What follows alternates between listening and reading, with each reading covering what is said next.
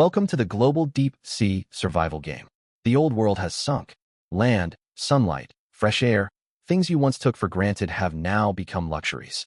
From this moment on, your only reliance is your submersible. It could be a military submarine, a deep sea probe, or merely a rusted metal can, but it does not matter. In this game, your starting point means nothing. The finish line is all that counts. Listen closely to the rules. Abyssal contamination is spreading outwards. At regular intervals, the safe sea zone will shrink. Any player trapped within the contaminated zone, no matter how tough their submarine, no matter how ample their supplies, will be consumed by the corruption. Driven mad, stripped of their identity, and turned into monsters. You must forge ahead. You must dive deeper. You have to venture into deeper, far more dangerous waters. Explore sunken urban ruins that have rested beneath the waves for a century, and enter abyssal regions where humanity has never set foot. Food, fresh water, and materials to upgrade your vessel await down there. But there also dwell monsters with fangs longer than a shark's.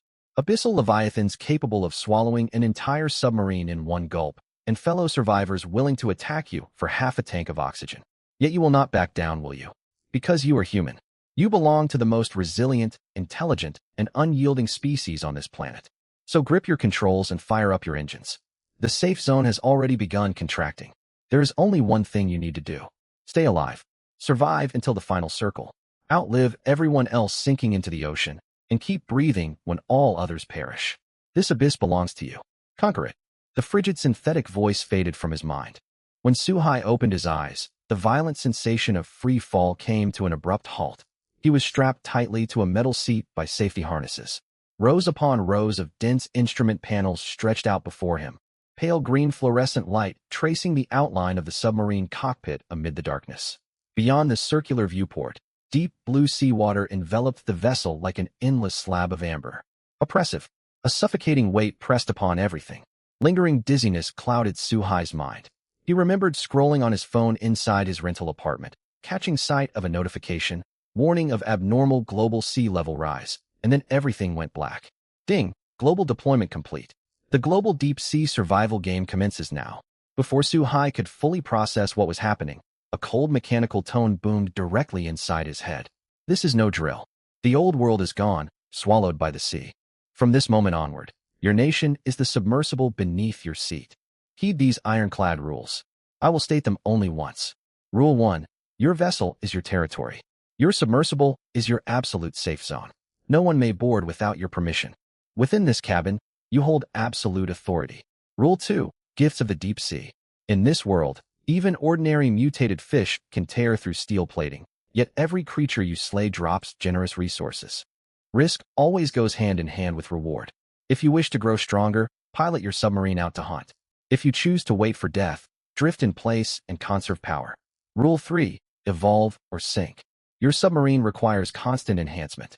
Hull plating, engines, weaponry, sonar, oxygen generation modules. Every component can be upgraded. Every sheet of steel, every strip of rubber, every evolution fragment carved from mutated creatures forms the rungs of your ladder upward. Anyone who remains stationary will eventually become a heap of scrap metal resting on the seabed. Rule 4. Resources are your only bargaining chip. Resource caches have been scattered randomly among sunken city ruins, underwater caverns, and shipwreck debris. Inside, you may find fresh water, food, weapon blueprints, rare materials, even direct evolution fragments. But remember, if you can spot a resource crate, others can too. Every salvage operation carries the risk of an ambush. Rule 5.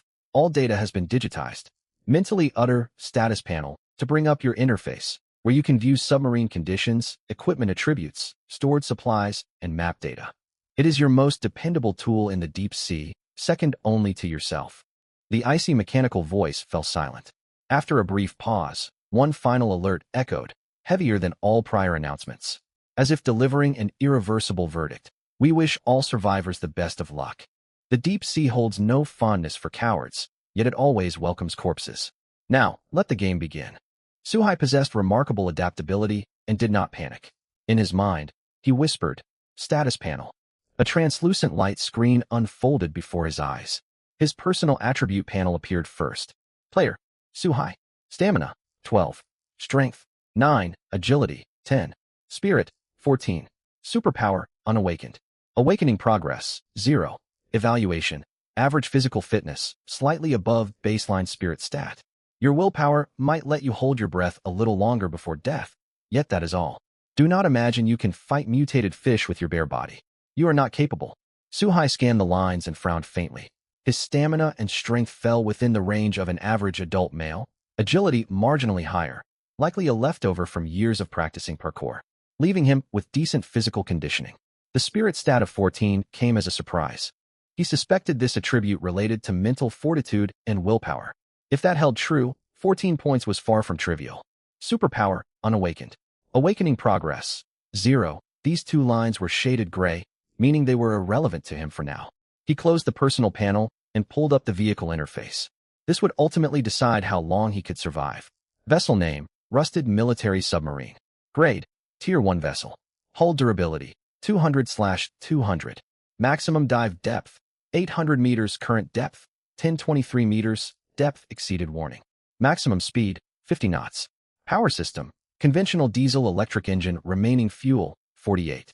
Weapon system, forward quad torpedo tubes. Remaining ordnance, 2 torpedoes. Oxygen generation equipment. Not equipped. Oxygen concentration will drop to dangerous threshold in 50 minutes. Sonar system, basic model detection range, 500 meters. Storage capacity, 15 cubic meters. Upgraded components, none. Level 0. Evaluation, a worn-out military submarine long overdue for scrapping. Operating beyond design limits, nearly out of fuel, with only 2 torpedoes left.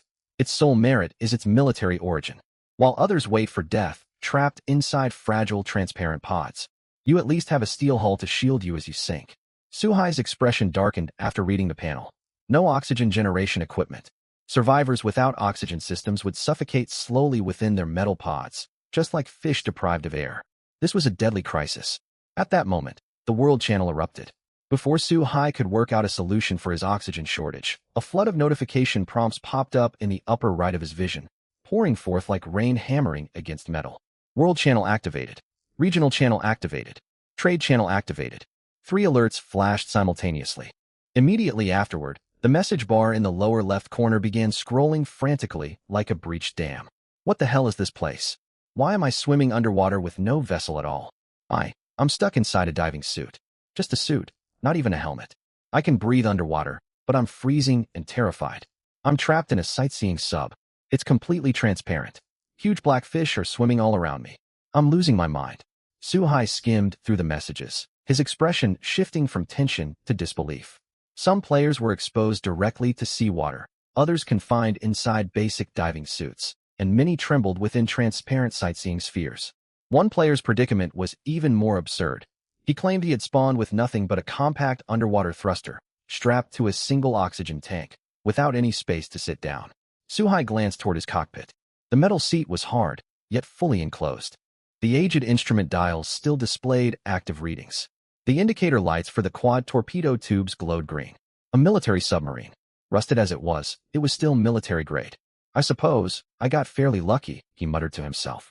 A new message appeared on the World Channel at this time, posted by a player named Lin Dong, marked as a paid pinned message visible to everyone. Everyone, I command a medium research submarine. My vessel requires a minimum crew of 3 to operate, and I am all alone in the cockpit. Its engines cannot be activated. If any survivors are near my coordinates, come join me. I possess blueprints and basic weaponry. No one can survive alone.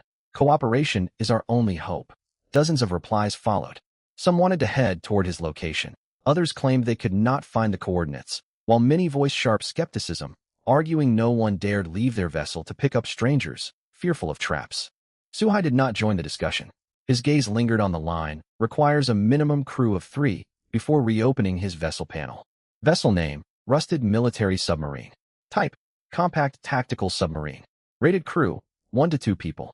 It could be operated by a single person. Suhai had earned a civilian submersible operator's license back in university. While his certification covered small sightseeing craft and bore little similarity to military submarines, he still retained familiarity with basic instrument readings, ballast tank adjustments, and rudder control.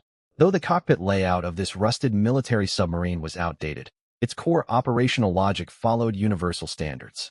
He surveyed the controls carefully: joystick, depth gauge, speedometer, torpedo firing switch, sonar display. Every critical control sat within reach of a single pilot's seat, requiring no co-pilot.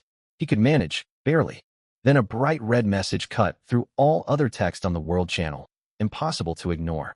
System notification. Player Zhao Taizhu has been consumed by the contaminated zone and perished. All survivors, evacuate immediately. The world channel fell silent for several full seconds. Then chaos exploded once more. Someone died. This is real. What does it mean to be consumed by contamination? Where is the contaminated zone? Check your map panel. There's a countdown for contamination expansion. Oh no, a massive red zone is advancing toward me from behind. Suhai instantly opened his map panel. On the pale blue topographic chart of the seabed, his position was marked by a green triangle. Dozens of nautical miles behind him, a vast crimson region crept steadily forward, unstoppable. The boundary of spreading contamination resembled a writhing wave of blood, swallowing everything in its path. A glaring red countdown rested at the bottom of the map. Time until contamination reaches current coordinates. 44 minutes and 58 seconds. 44 minutes. Suhai's heart skipped a beat. He began searching the cockpit. Inside a storage compartment behind the seat, he found a water-wrinkled operations manual printed with the submarine's model designation, Seawolf 3 Compact Tactical Submarine. Compact. Single crew. Military. These three terms confirmed one truth. His starting advantage far surpassed that of nearly every other survivor. But before he could feel any relief, his breathing grew labored. It was no mere psychological effect. Oxygen levels were falling. On the environmental monitoring panel mounted to the cabin ceiling, oxygen concentration had dropped from the standard 21 to 17, the number continuing its slow yet steady decline. Carbon dioxide levels were climbing. No oxygen generation equipment. The oxygen concentration would hit dangerous thresholds in 50 minutes. Suhai engaged the submarine's engines and set course forward, putting distance between himself and the contamination zone. Yet after traveling only a short distance, he gasped for air, a heavy pressure weighing on his chest, each inhale growing more strenuous. Hypoxia was setting in. He forced himself to stay calm and opened the trade channel. Trade channel. Anyone selling oxygen. Name your price. Does anyone have an oxygen generation module? I'll trade 5 spear guns for it. Buying fresh water. Fresh water needed. The feed was flooded with purchase requests. Not a single listing offered supplies for sale. Suhai typed out a message, seeking any oxygen generation equipment. Private message coordinates. 30 seconds passed. 1 minute. 2 minutes. No replies. Either no other players possessed such equipment, or those who did had no intention of trading. At the start of this game, oxygen was more precious than gold. Who would willingly part with it? Suhai closed the trade channel and turned toward the viewport. Deep blue seawater stretched outside, visibility limited to less than 10 meters. Faint silhouettes of wrecked hulls loomed in the distance, beyond which lay pitch-black abyss. He appeared to be positioned on the outer edge of a graveyard of sunken vessels.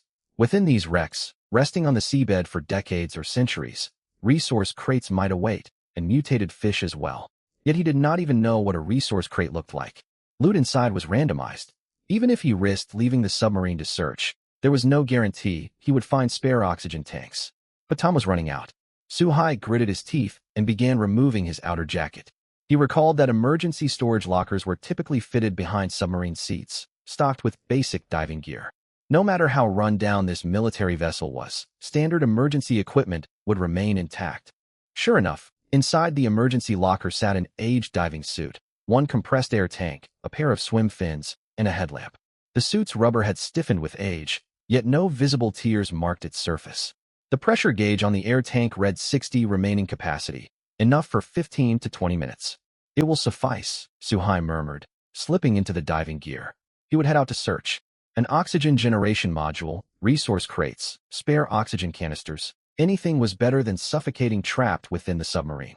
He pulled the diving suit zipper up to his chest and reached for the hatch drainage valve to open the exit. At that moment, a cold, ethereal mechanical alert boomed inside his mind without warning. Ding! Host spirit threshold requirement met. Host survival will threshold requirement met. Daily intelligence system, commencing binding process, binding complete. Congratulations to the host. You have awakened the unique hidden talent, daily intelligence system. Suhai froze mid-motion. This was no hallucination. A faint golden glow rimmed the edges of his field of vision, as if a nanoscale film had coated the surface of his eyes. Moments later, a translucent ocean icon appeared in the upper right corner. Beneath the icon ran a line of text, Daily Intelligence refreshed. Next refresh in 23 hours, 59 minutes, and 47 seconds. Current intelligence type, Resource Prospecting Map, duration, 30 minutes. Before he could process the development, a pale gold 3D holographic terrain map unfolded fully before him. Centered on his coordinates, seabed geography spanning 20 kilometers in every direction was rendered as translucent wireframe topography. Shipwrecked debris, reef formations, kelp forests, fractured overpasses, every terrain feature was clearly marked. Most striking of all were scattered faint crimson markers of varying sizes. Some stood isolated, half buried in silt. Others clustered densely together like dark red star clusters deep beneath the waves. Suhai focused his attention on the nearest dense concentration of markers. The map zoomed in instantly. Coordinates: x2417, y0183, depth 1023.4 meters. Location: underground supermarket ruins within a sunken commercial district. Resource density: extremely high, 47 recoverable items. Threat level: none. No mutated creature activity detected within a 20-meter radius. Preview of collectible resources: electrolyzer attribute card ×1, seawater purification attribute card ×1. 12 cartons of instant noodles, 8 cartons of compressed biscuits, 6 sets of self-heated rice meals, 15 cans of luncheon meat, 8 bottles of chili sauce, 30 cartons of bottled mineral water, 24 cans of cola. Suhai's breath caught. He barely paid attention to the food and beverages, tempting as they were. His gaze locked firmly onto the first 2 entries. Electrolyzer attribute card. Seawater purification attribute card. What was his submarine's most critical weakness right now? Oxygen generation. He would suffocate inside this steel hull before long. Combined, the electrolyzer and seawater purification cards formed a complete electrolytic oxygen generation system. As long as power held, oxygen supply would be endless. This equipment meant survival. Suhai wasted no time. He did not bother scrolling through the full list of previewed supplies. The map's active duration lasted merely 30 minutes, and glowing red markers dotted the landscape far beyond this single site. He shoved the submarine control lever fully forward. The rusted military submarine rumbled, its propellers churning seawater as it surged toward the cluster of crimson markers at maximum speed. The submarine hovered above the ruined supermarket. He picked the flattest stretch, lowered the vessel, cut the engines, and turned toward the hatch. Diving suit, oxygen tank, headlamp, locking pliers, waterproof backpack. Once his gear check was complete, he twisted open the drain valve. He waited for seawater to fill the airlock compartment before pushing open the outer hatch. Frigid seawater engulfed him instantly. The beam of his headlamp sliced through deep indigo darkness, illuminating the half-askew rolling shutter marking the supermarket entrance. Suhai kicked his flippers and swam inside. He began scavenging. Dozens of silver metal crates of varying sizes littered the supermarket floor, each draped in a translucent film of light. Suhai swam to the nearest crate and reached out to touch its lid. The moment his fingertips made contact with the luminous film, the crate dissolved into a flash of white light and vanished. Suhai froze for a split second, then a notification popped up in the bottom right of his vision. Master Kong Instant Noodles ×12 cases automatically stored in inventory. Satiety +20, occupies 1 storage slot. Current load, 12/200. Everything had become digitized. Suhai twitched his mouth. He had planned to haul supplies manually, but the game's loot system worked just like an online RPG. One touch, and items were collected automatically. He glanced down at his waterproof backpack. Sure enough, it sat empty, though numbers had appeared beside the inventory icon on his system panel. That saved him a lot of trouble. No longer hesitating, he spun around and swam for the next crate. He grabbed left and right, touching every container within reach. Suhai moved faster and faster, his expression taut. Not out of displeasure, he simply could not afford distractions. These supplies were his ticket to survival, yet only if he lived through the next several dozen minutes. In less than 3 minutes, he cleared every red marker inside the supermarket, then swam back to the submarine and transferred all cargo to the vessel's warehouse with one tap. He did not pause. He immediately headed for the next coordinate. The second location lay behind a collapsed freezer. He confirmed its position via sonar, lowered the submarine, and suited up to exit once more. Light grew sparser here. His headlamp only reached 3 meters ahead. He weaved around toppled shelves and frozen lumps of rusted metal. He spotted 2 containers wedged between the freezer and the wall. His breath hitched inside his helmet. These were not ordinary silver resource crates. They were translucent metal caskets etched with flowing pale gold runes, sealed by some unknown force. Unlike anything he had found before, Suhai stretched out a hand and touched one. The lid slid open on its own, and two beams of light rose into the water. One blue, one green, rotating slowly. Words burned into the air as if etched by laser. Affix name, electrolyzer. Rarity, rare. Attributes, grants the target the electrolytic oxygen generation trait. Must be paired with the seawater purifier affix. Otherwise, electrolysis efficiency drops by 90. Affix name, seawater purifier. Rarity, fine. Attributes, grants the target the autonomous seawater purification trait. Supplies water tanks and electrolyzers. Suhai's eyes lit up. Then he let out a long exhale. Bubbles streamed upward from the helmet exhaust valve, shimmering silver within the headlamp beam. The heavy pressure weighing on the back of his head eased at last. He clutched the two floating cards and selected Activate immediately. Streaks of blue and green light darted toward the submarine not far away. Low mechanical hums echoed from within the submarine, and two new indicator lights flickered to life on the dashboard. His oxygen production system was online. Suhai collected the remaining supplies, sealed the storage hold, and kept moving. He reopened the holographic map. Just over 10 minutes remained. Another red marker blinked southeast on the map, labeled as a sunken electronics mall warehouse. Let's go. The submarine ignited again. The electronics warehouse sat deep inside the mall's underground parking garage, its entrance half blocked by a rusted truck. Suhai parked the submarine at the garage entrance and squeezed through the narrow gap. His headlamp pierced the warehouse's blackness, revealing scattered electronic components, discarded industrial batteries, and a dust-covered metal casket tucked in the corner. He opened it. Blinding golden light erupted outward. Affix name, nuclear power engine. Rarity, legendary. Type, core module. Attributes, grants the target the nuclear propulsion trait. When applied to a submarine, the vessel gains unlimited electrical power, fully replacing conventional fuel. While the nuclear engine operates, all power-consuming modules have no energy restrictions. Note, legendary tier affix. No player has obtained this affix before you. Activate immediately. Elation surged through Suhai, yet he tapped the confirmation button with a blank expression. A blazing golden pillar shot upward from the card, piercing the warehouse concrete ceiling, passing through the steel frames of the underground garage and the mall ruins, before slamming straight into the submarine's engine compartment. The diesel engine was torn apart, restructured, and reforged by an irresistible force. Pistons and cylinders melted and reshaped. A nuclear reactor core materialized at the center of the engine bay, and cool pale blue-white Cherenkov radiation glowed beneath the seawater. The red low fuel warning light on the submarine's dashboard faded silently. In its place emerged a brand new icon, a radiation hazard symbol, with 3 words underneath, active. Immediately afterward, a flood of system notifications appeared. Detected affix combination, nuclear power engine plus electrolyzer plus seawater purifier. Affix chain effect triggered, perfect life support system activated. Effect description, the nuclear power engine provides unlimited electricity.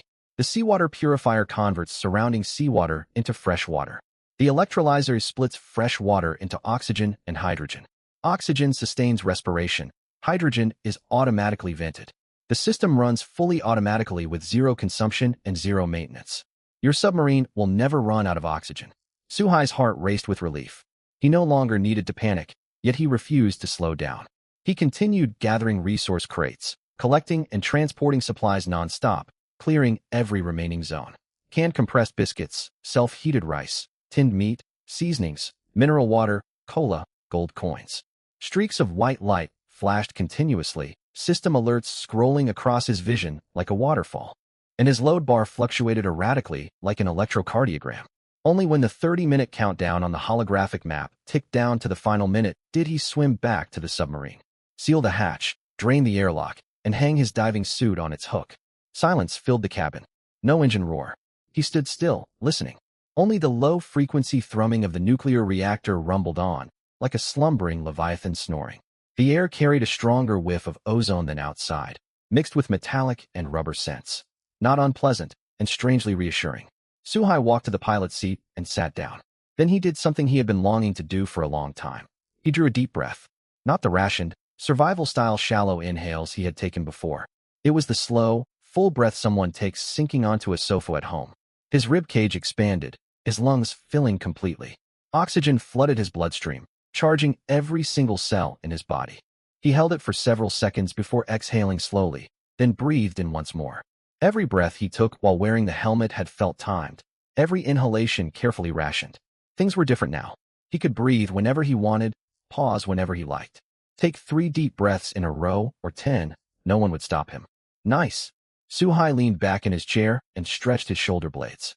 He transferred all supplies from his personal inventory into the submarine warehouse with a single command. A translucent light curtain unfolded before him, the supply list scrolling out like a long holiday grocery order. Instant staples section, 12 cases of instant noodles, 8 cases of compressed biscuits, 6 cases of self-heated rice. Canned prepared food section, 20 packs of ham sausages, 15 cans of luncheon meat, 10 cans of braised beef tins.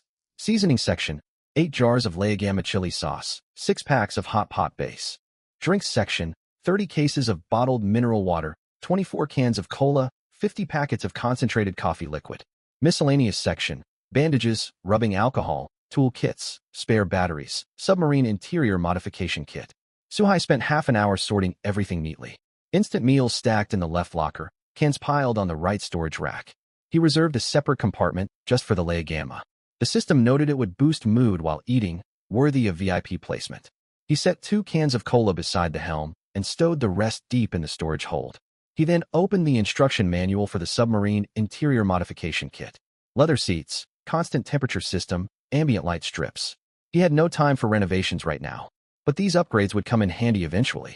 Once inventory checks finished, he dismissed the panel and grabbed the cola sitting beside the controls. His finger pried open the pull tab. Carbonated bubbles hissed under pressure. He tilted his head and took a sip. The sharp fizz rushed from his tongue straight to his forehead, making him squint. Fantastic. For a moment, he could almost forget he lay thousands of meters beneath the ocean surface. Then movement outside the window caught his eye. Several submersibles approached from behind, moving at a moderate yet steady pace.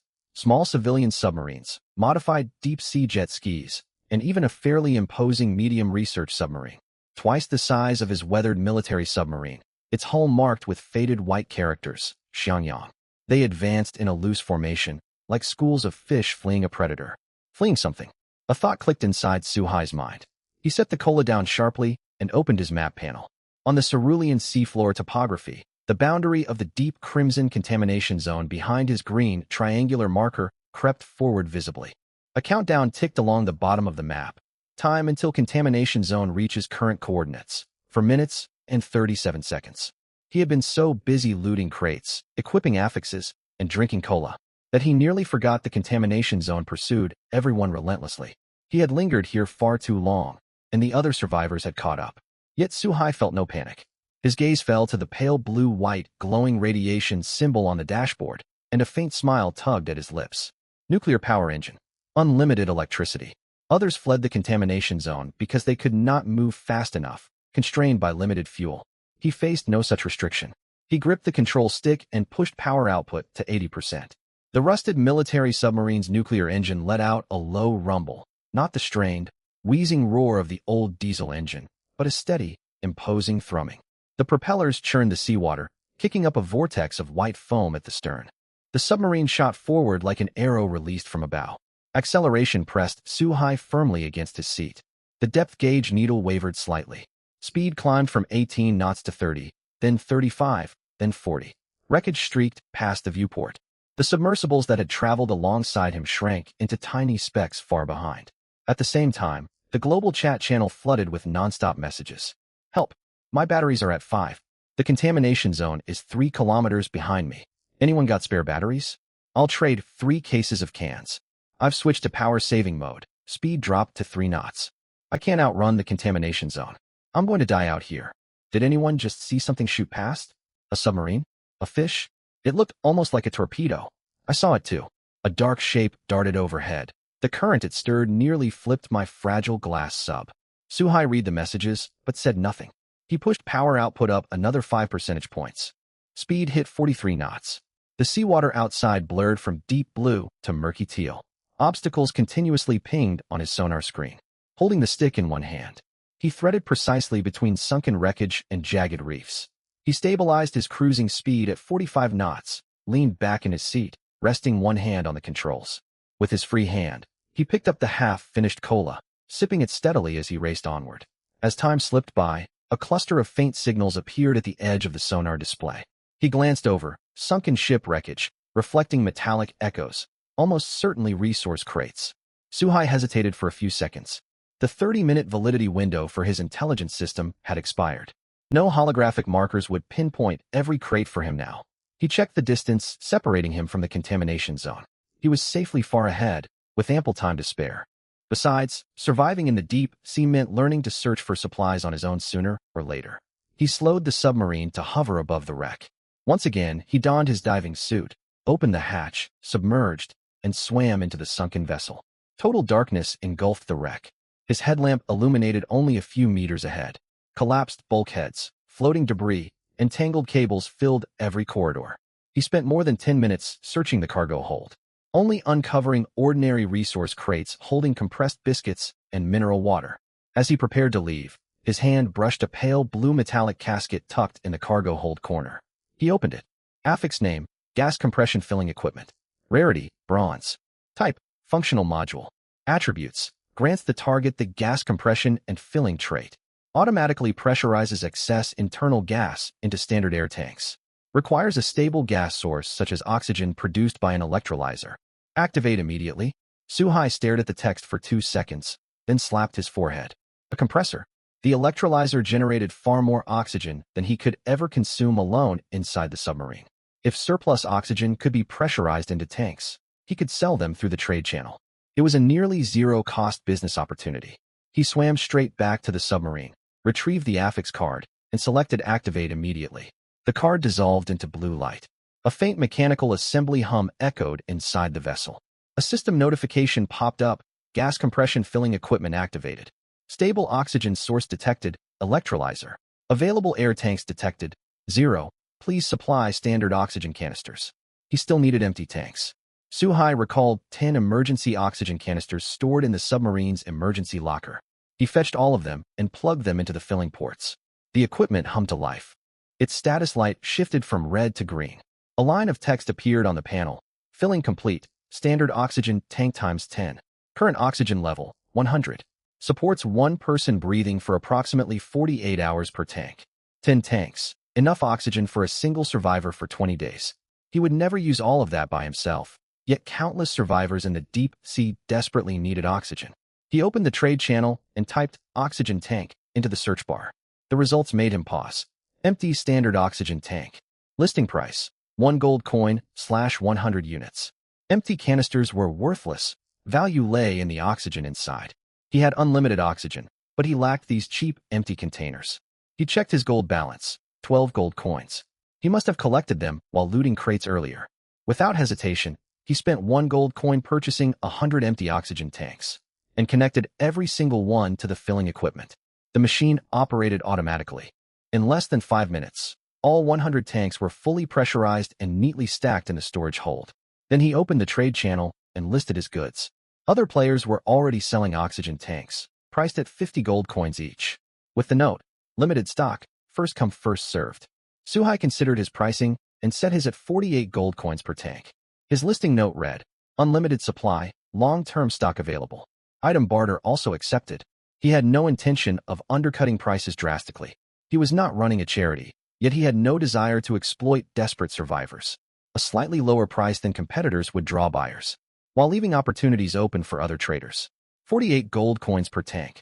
He also accepted private offers, trading oxygen for evolution shards, blueprints, and rare materials.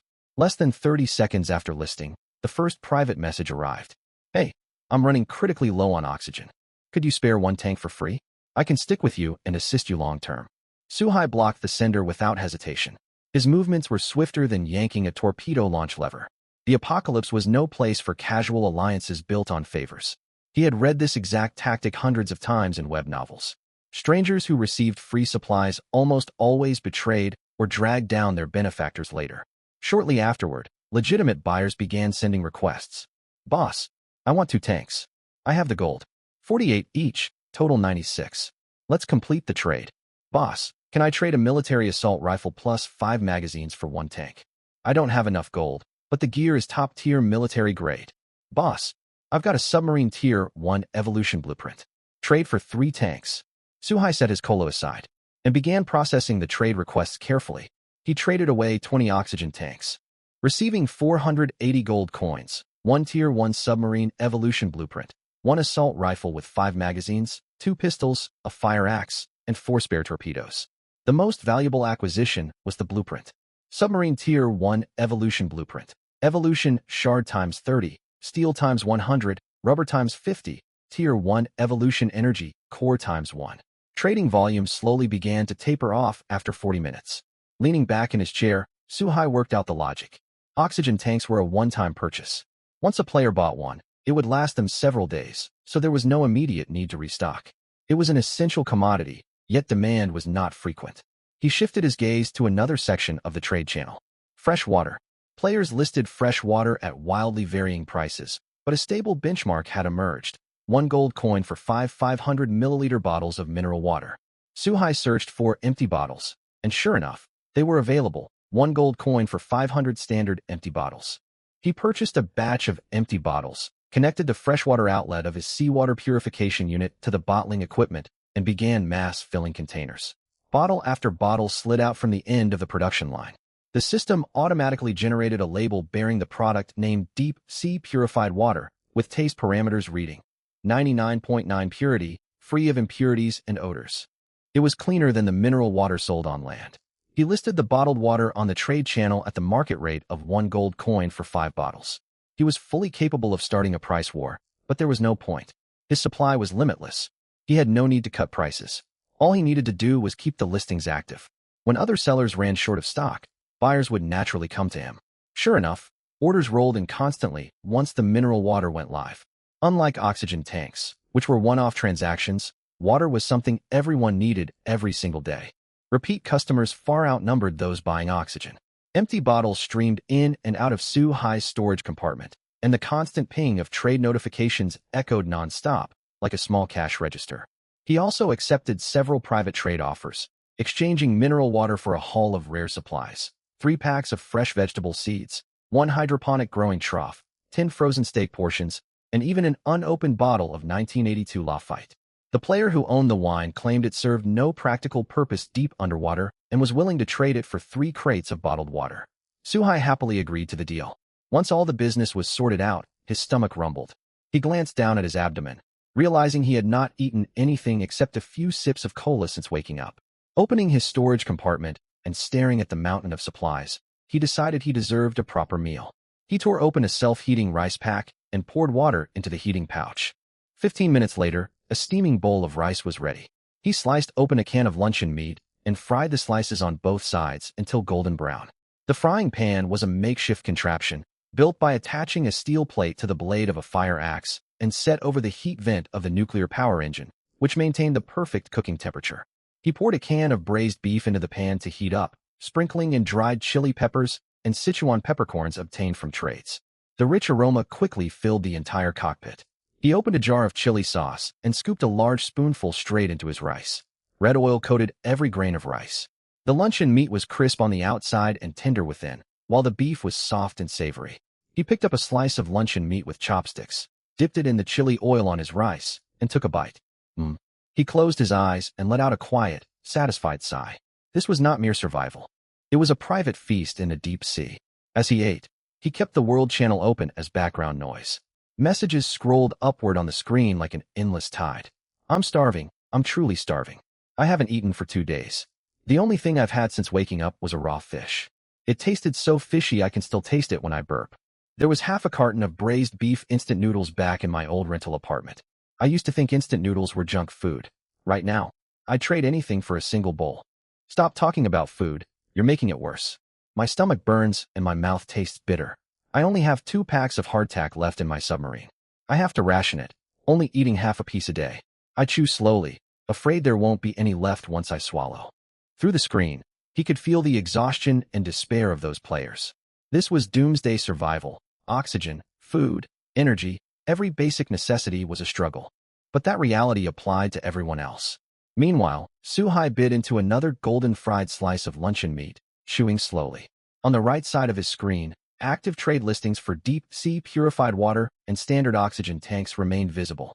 New orders popped up occasionally, triggering automatic delivery and payment, and the numbers in the background climbed steadily. Suhai's status panel now showed more than 600 gold coins, plus piles of traded supplies waiting to be sorted. He finished the last mouthful of rice, tidied his tableware, and poured himself half a glass of the 1982 Lafite. The wine swirled in the glass, leaving surprisingly elegant streaks down the sides. He tilted his seat back, propped his feet up on the dashboard, held the wine glass in one hand, and reviewed his trade logs with the other. He looked every bit like a wealthy lord vacationing on the ocean floor. Outside lay thousands of meters of seawater. Sunken cities rested silently in the darkness, and the contamination zone crept slowly far behind him. Yet within reach, he had chilly hot pot base and ice-cold cola. Full and relaxed, drowsiness washed over him. Hours of tense survival work, scavenging supplies, and negotiating trades had drained his mental energy. He yawned and checked his map panel. The contamination zone was nearly 200 nautical miles astern. At its current rate of spread, it would take more than 20 hours to reach him. He had plenty of time. He set an alarm for 6 hours later, flattened his seat, and pulled a compressed blanket out of storage to cover himself. The low hum of the nuclear reactor acted like white noise, and the constant temperature system kept the cabin steady at 24 degrees Celsius. He closed his eyes amid the constant flood of messages on the World Channel and fell asleep in less than 2 minutes. 6 hours later, the alarm jolted him awake. He opened his eyes, tossed off the blanket, and sat up to stretch his neck. He had slept deeply, dreamlessly. Rows of trade records sat in the upper right corner of his panel. While he slept, the system had processed deliveries automatically. More than 60 bottles of mineral water and 5 oxygen tanks had been sold, netting him over 200 extra gold coins. Suhai's mood lifted. Earning money while sleeping deep underwater was arguably the most comfortable way to live. He even thought that, with steady sales of oxygen and fresh water, he could become a hidden tycoon once he reached a safe zone. He would rely on resource advantage rather than violence. Of course, that depended on fully arming his submarine first. Its hull durability was currently rather weak.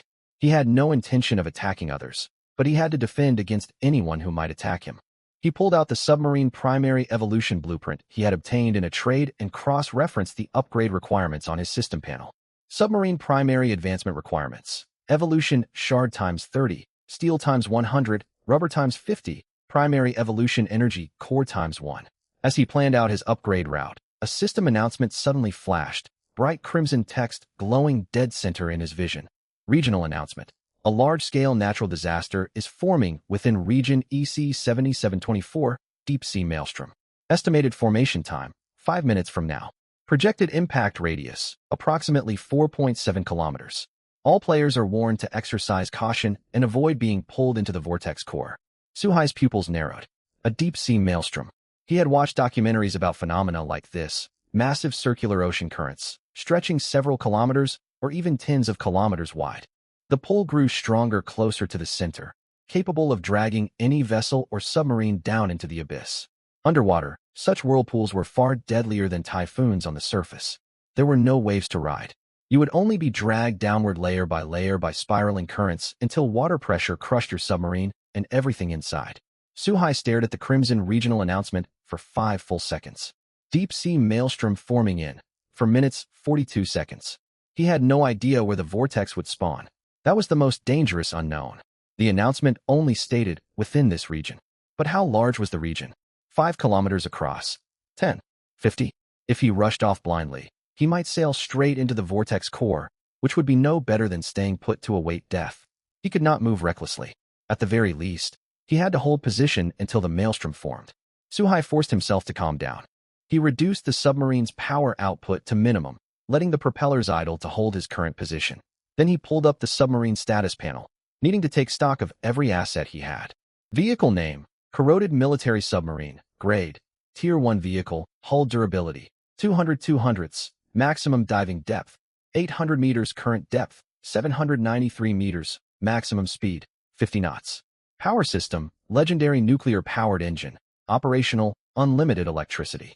Armament system, forward quad torpedo tubes remaining ordnance, 6 rounds, including 4 spare torpedoes acquired through trade.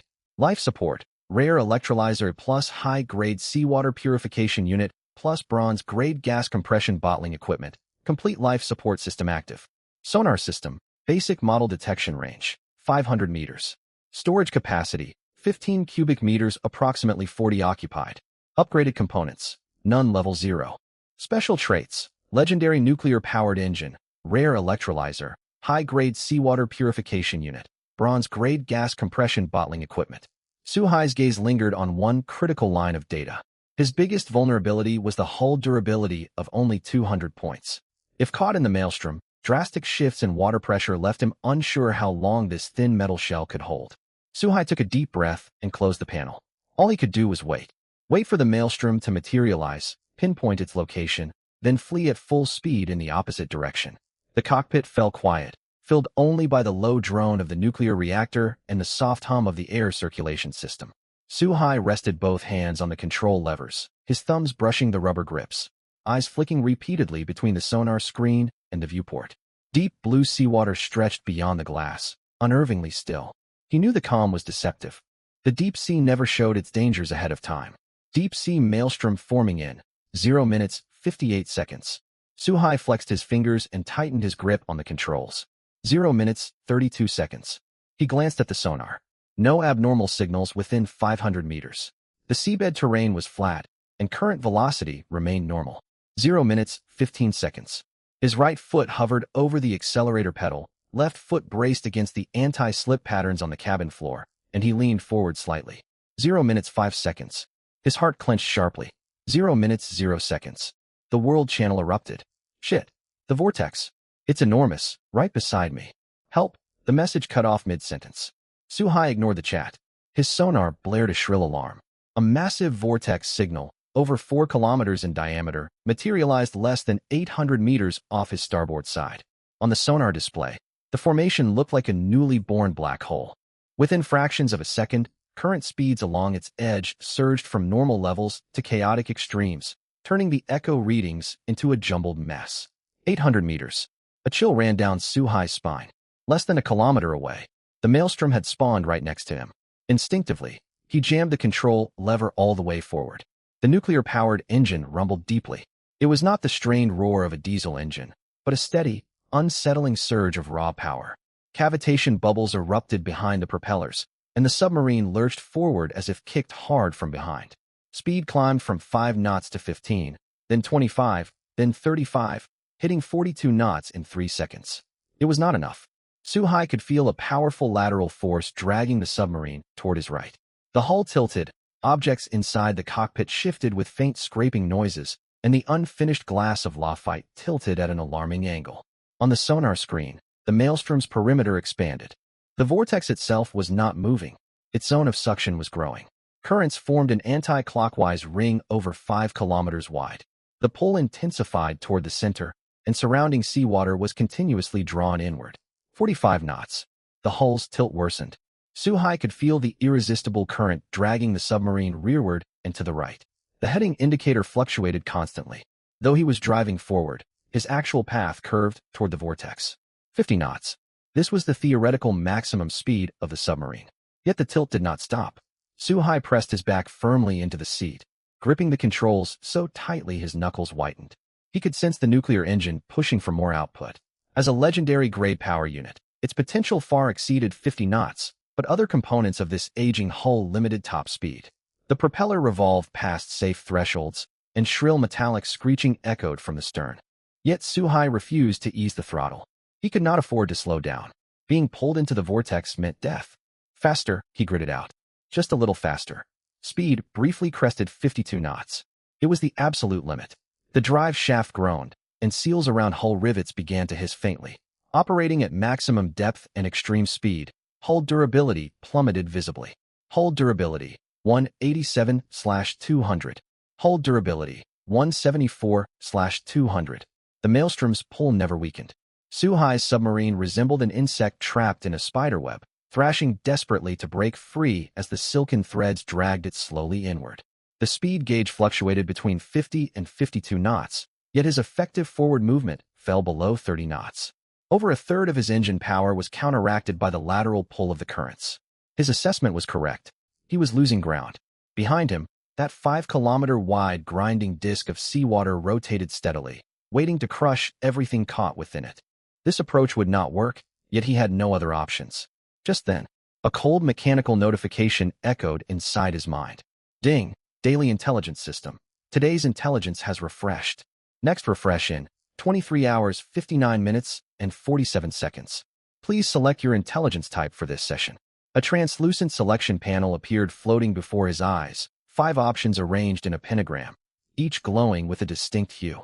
Supply intelligence white marks precise coordinates of all supply crates, trait cards, evolution shards, and rare materials within a 20-kilometer radius. Lasts 30 minutes. Survival intelligence green activates a 2-hour full holographic environmental scan centered on the host. Marks all threats, safe passageways, shelters, and escape routes, with real-time environmental data updates. Hunting intelligence red tracks all mutated creatures within 30 kilometers, displaying their locations, weaknesses, combat difficulty, and loot previews. Lasts 6 hours. Ruins intelligence gold provides exact coordinates, interior maps, trap layouts, and final treasure chest location of the nearest S-grade or higher ruin. Unavailable if no eligible ruin exists in current waters. Remains active until exploration concludes or the host cancels it. Special intelligence purple, random content. May include hidden quests, special events, hidden merchant coordinates, or rare information unlisted in standard intelligence systems. Active until the related event ends. The 5 options slowly rotated in front of him. Suhai's gaze swept the panel for less than half a second. His predicament was clear. A steadily expanding deep-sea maelstrom lurked behind him. His submarine was dragged sideways, its forward speed suppressed to the limit, and hull durability kept falling. He had no need for supplies. His storage compartment was overflowing with food and water. He had no need to hunt. This was no time to fight monsters. Ruins and special intelligence. He could not be certain either would save him, and he dared not gamble. What he needed was a way out. Suhai stretched out a finger and tapped firmly on the green option labeled Survival Intelligence. Soft green light burst outward from the panel, and the other 4 choices faded away instantly. In the next moment, Suhai's entire perception shifted. Centered on his position, a 3-dimensional holographic map of the seabed stretching several kilometers outward unfolded in his mind. Unlike the basic wireframe terrain map he had seen before, it was a fully detailed, layered overhead view, as if a slice of the ocean floor had been lifted away for him to observe. Current direction, flow speed, and pressure gradients were marked clearly with blue arrows of varying shades. The structure of the maelstrom was peeled open layer by layer, core vortex, secondary eddies, outer shear zones, counterbalancing return currents. Every movement pattern within each water layer unfolded before him, like a building schematic marking every available emergency exit. Along the edge of the map, a pale golden dashed line extended from Suhai's coordinates, threading through a field of sunken shipwrecks, skirting an underwater cliff, and terminating at a coordinate marked by a glowing green circle. A label hovered beside the circle, bearing 2 words, Vitality.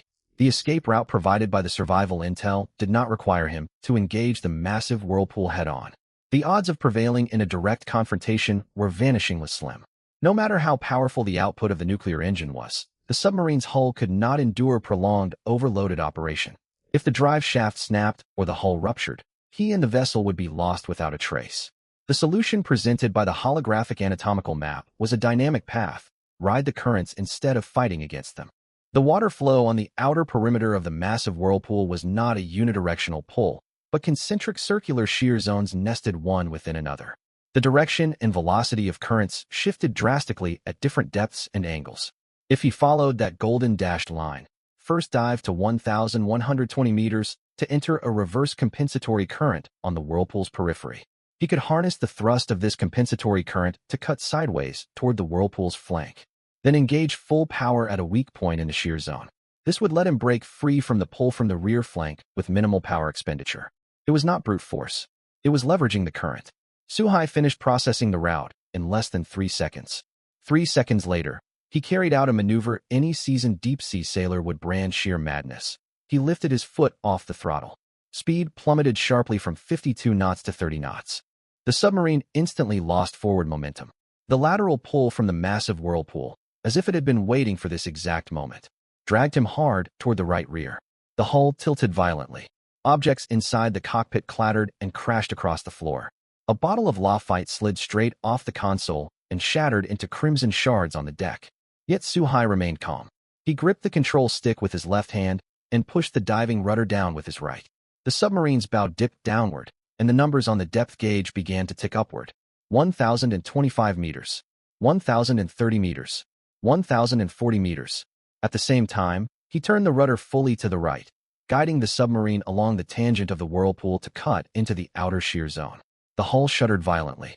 Currents surrounding the massive whirlpool tore at the hull like countless invisible hands. The sealing gaskets around rivets emitted an unnerving, teeth-grinding squeal, and hull integrity depleted even faster.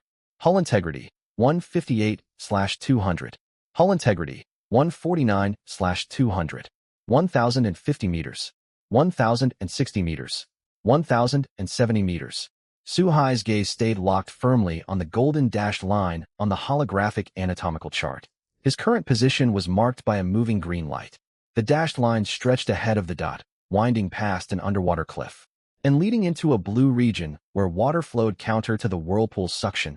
That was where the reverse compensatory current lay. The depth gauge hit 1,098 meters. Suhai felt a violent jolt, as if a force had rammed upward against the belly of the submarine. In the next instant, the entire vessel was caught in a powerful lateral current and surged sharply left. He had found the compensatory current. He had broken out of the whirlpool's outer suction zone and entered the reverse compensatory stream. Without any throttle input, the speedometer climbed to 35 knots, the natural velocity of the compensatory current. His submarine drifted like a leaf carried by a river, circling along the whirlpool's flank. The pull of the massive whirlpool was partially offset by the thrust of the compensatory current, and the vessel's steep tilt slowly eased back toward level. Now, Suhai pushed power output to maximum once more. The nuclear engine roared, pouring energy into the propellers. Speed stacked on top of the compensatory current's flow, rising from 35 knots to 45, 48, 51. This time the thrust was not counteracted. He was accelerating along the whirlpool's rotational tangent, moving with the vortex rather than straining against it. It was much like a bird flying through a hurricane. Flying into the wind would tear its wings apart, but riding the gale allowed it to escape the storm. The hull shuddered violently at the boundary between shear zones, and then, the world suddenly fell quiet. The vibrations faded. The vessel leveled out. The ominous red signal of the massive whirlpool on the sonar screen stopped expanding at last, settling into steady rotation in place. Suhai did not slow down. Following the safe passage marked on the survival intel, he sailed nearly 3 kilometers forward, fully escaping the whirlpool's sphere of influence. Only then did he cut speed to 30 knots, then 15 knots, before hovering above a relatively flat underwater plain. He shifted the controls to neutral and leaned back into his seat. His shirt clung cold and damp to his back, soaked through with cold sweat. His fingers trembled faintly after releasing the control stick, stiff from maintaining a tight grip for so long. He glanced down at his hands, then out the viewport at the calm dark blue seawater beyond. He let out a long breath that stretched on for nearly 10 seconds. After exhaling, he bent down and retrieved an unfinished soda can that had rolled into the corner. The can was dented on one side, but had not sprung a leak. Suhai pulled the tab, drained the last of the drink in one gulp, crumpled the empty can, and tossed it into the recycling compartment of storage hold. Right then, a system alert echoed inside Suhai's mind. It was not the usual cold mechanical tone. Deeper and heavier than normal, it rumbled like abyssal ocean currents resonating within his eardrums. System notification, congratulations. You are the first survivor across all regions to successfully escape the center of the deep-sea maelstrom. Reward granted. Title, current defire. Title effect, unlock ability current perception. Within a 1-kilometer radius centered on you. All shifts in water flow, moving objects, and living creatures are projected into your senses in real time, similar to sonar echoes. Passive ability, consumes no mental energy and operates independent of sight or light sources. Note, this achievement and title are visible only to you. No global announcement will be issued. Suhai froze for a moment, then closed his eyes. He could feel it. It was not sight, it was perception. A gentle, clear sense rippled outward from his body. Within that 1-kilometer radius, the seawater was no longer an unknown dark abyss, but a transparent, 3-dimensional web. He sensed a small crustacean burrowing in sediment 3 meters beneath the submarine. He detected faint tremors as undercurrents washed against a reef cluster 500 meters to his left. He tracked a school of unidentified silvery fish gliding slowly 700 meters diagonally overhead. He could even feel the fading massive whirlpool behind him. Its vortex core had shrunk to several hundred meters wide. Yet the rotation speed, direction, and temperature difference of every layer of current unfolded clearly in his awareness, like a nautical chart annotated with every minute detail. A full 1 kilometer radius, complete coverage in all directions. That meant even in pitch-black deep water, even if the submarine's sonar was destroyed, even if every light went dark, he would still know what surrounded him, where threats lay, where reefs lurked, and which way to flee. Suhai opened his eyes, and a slow smile tugged at his lips. Nice, he muttered to himself. Then opened the World Channel. He wanted to see just how many casualties the massive whirlpool had caused. Messages scrolled across the World Channel faster than usual, so dense it looked as if the chat system was overwhelmed. The whirlpool. I barely made it out alive. I watched a submarine get pulled straight in. It shattered to pieces. I saw it from my viewport. Less than 100 meters away. Dragged inside, and boom, gone. The pilot never got to eject. My brother logged into the game with me.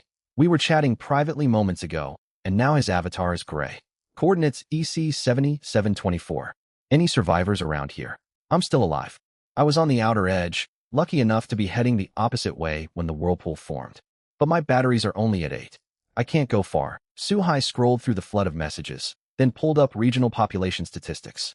He had glimpsed this number when the game first launched, 10 million. Region EC7724 surviving players, 7,184,039. 7,184,000. Nearly 3 million people were gone. And this was only the second day. Suhai fell silent for several seconds before closing the panel and gripping the control stick once more. The massive whirlpool continued to drift slowly behind him and would not dissipate anytime soon. While his current position was safe, he remained too close. The true safety boundary lay at least 10 kilometers away. He had no intention of lingering here. He turned the submarine and steered away from the whirlpool. He set cruising speed at 30 knots, a moderate pace. Though his nuclear power meant he did not need to conserve energy, rushing blindly through deep water was a bad habit. His sonar only had a 500-meter detection range, and speeding greatly raised the risk of colliding with reefs or sunken wreckage. After traveling for several minutes, new signals appeared on the sonar display. These were not scattered small signals from resource crates. Instead, a cluster of moving life signatures, 50 to 60 in total. Each creature was relatively small, between half a meter and 1 meter long, swimming at astonishing speed, cutting across his intended course from 45 degrees to his left. Suhai's vigilance spiked instantly. A school of fish. Schools of fish in the deep sea were never harmless. He reduced speed to 10 knots and altered course, attempting to circle around behind the school. But the fish appeared to have sensed him.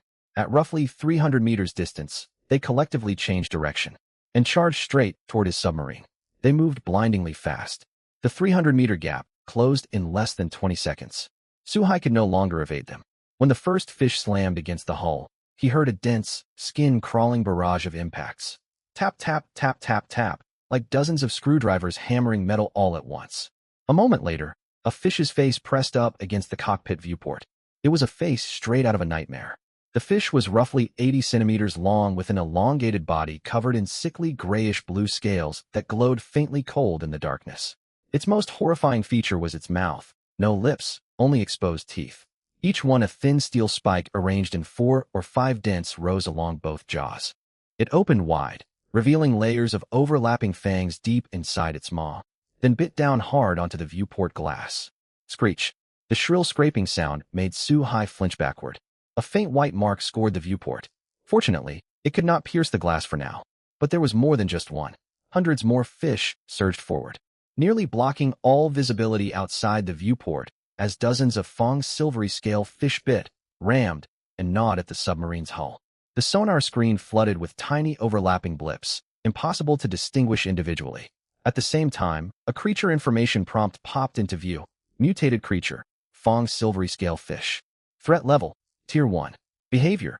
Travel in schools to gnaw submarine hulls. They prioritize observation windows and external piping. Their teeth possess extreme hardness, capable of chewing through standard steel.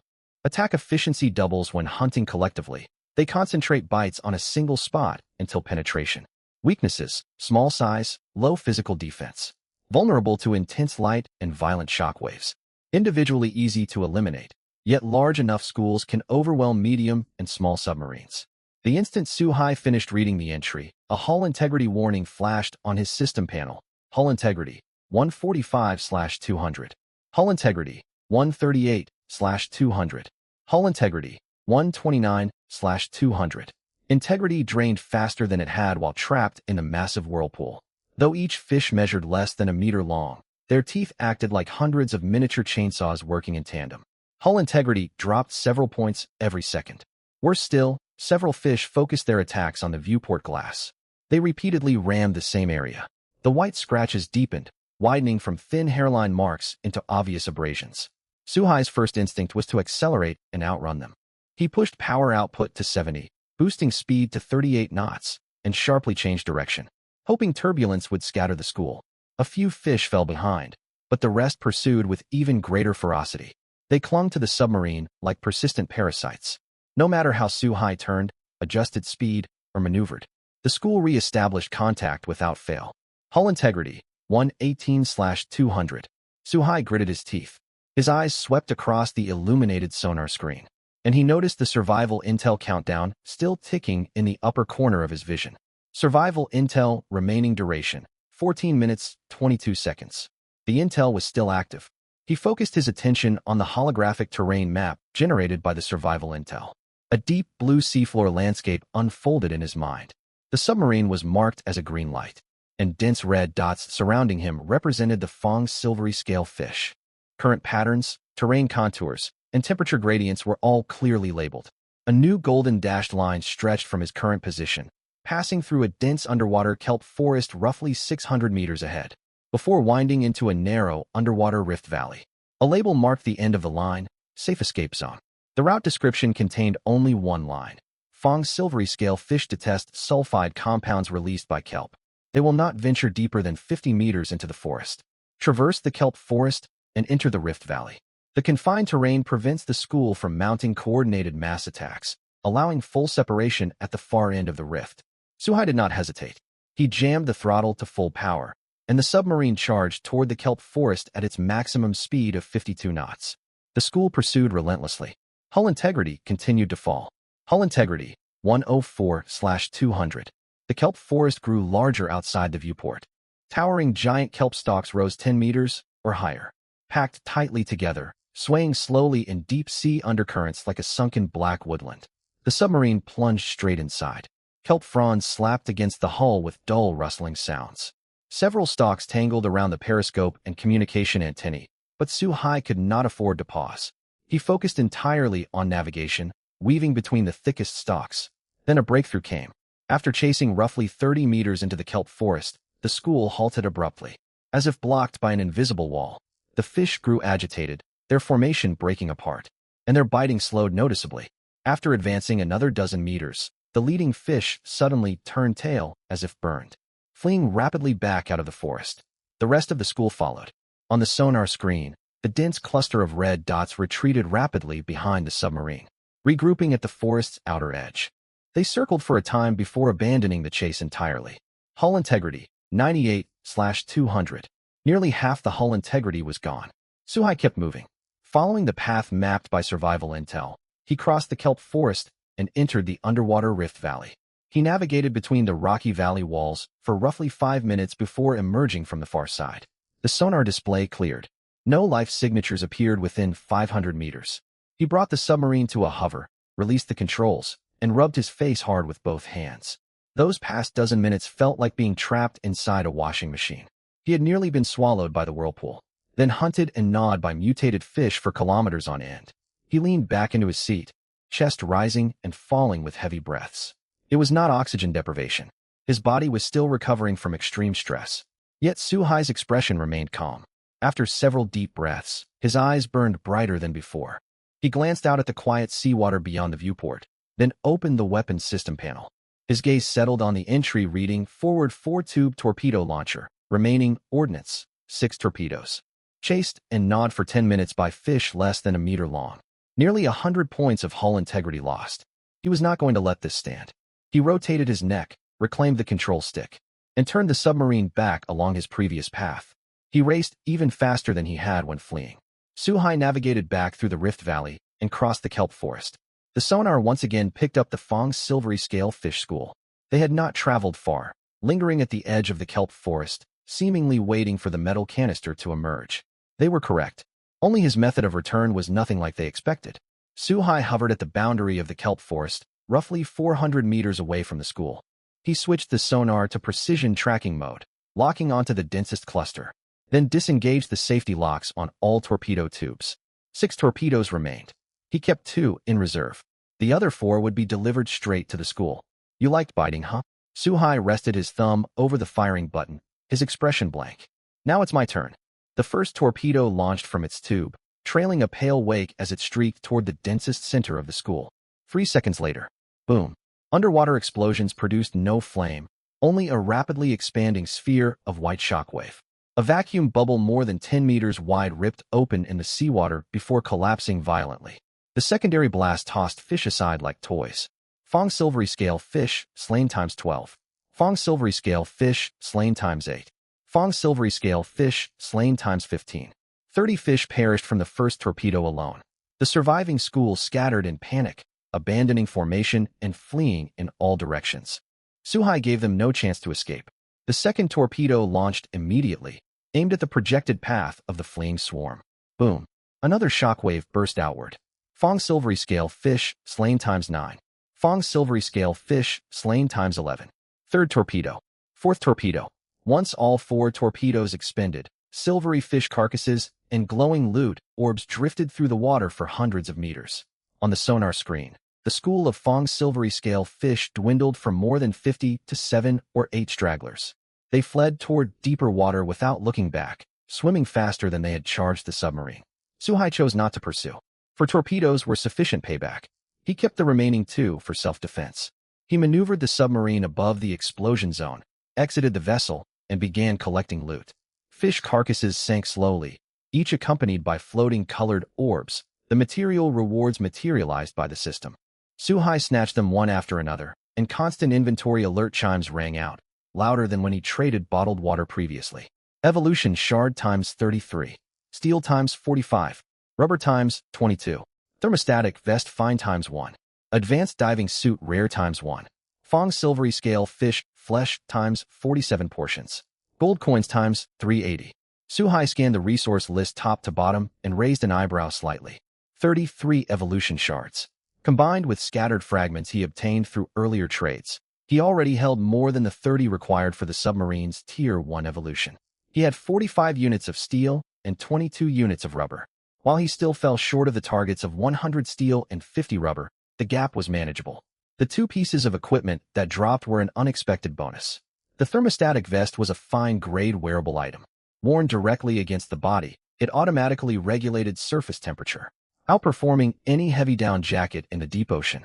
Suhai returned to the submarine and slipped the vest on right away. The moment the fabric touched his skin, a gentle stream of warmth spread from his spine out to his limbs. The cockpit's constant 24-degree temperature control system suddenly felt unnecessary. What surprised him most was the advanced diving suit. Advanced diving suit rare. Attributes: pressure resistance down to 1,500 meters. Built-in miniature oxygen circulation system supports 2 hours of breathing. Outer shell constructed from triple-layer composite nanomaterials, medium high tear resistance. Evaluation: 1,000,000 times better than your current rubber suit. Once you put this on, you'll at least look like a proper deep-sea diver, instead of someone who just wandered out of a bathhouse. Suhai twitched the corner of his mouth. Whoever programmed the system's evaluation module certainly had a sharp tongue.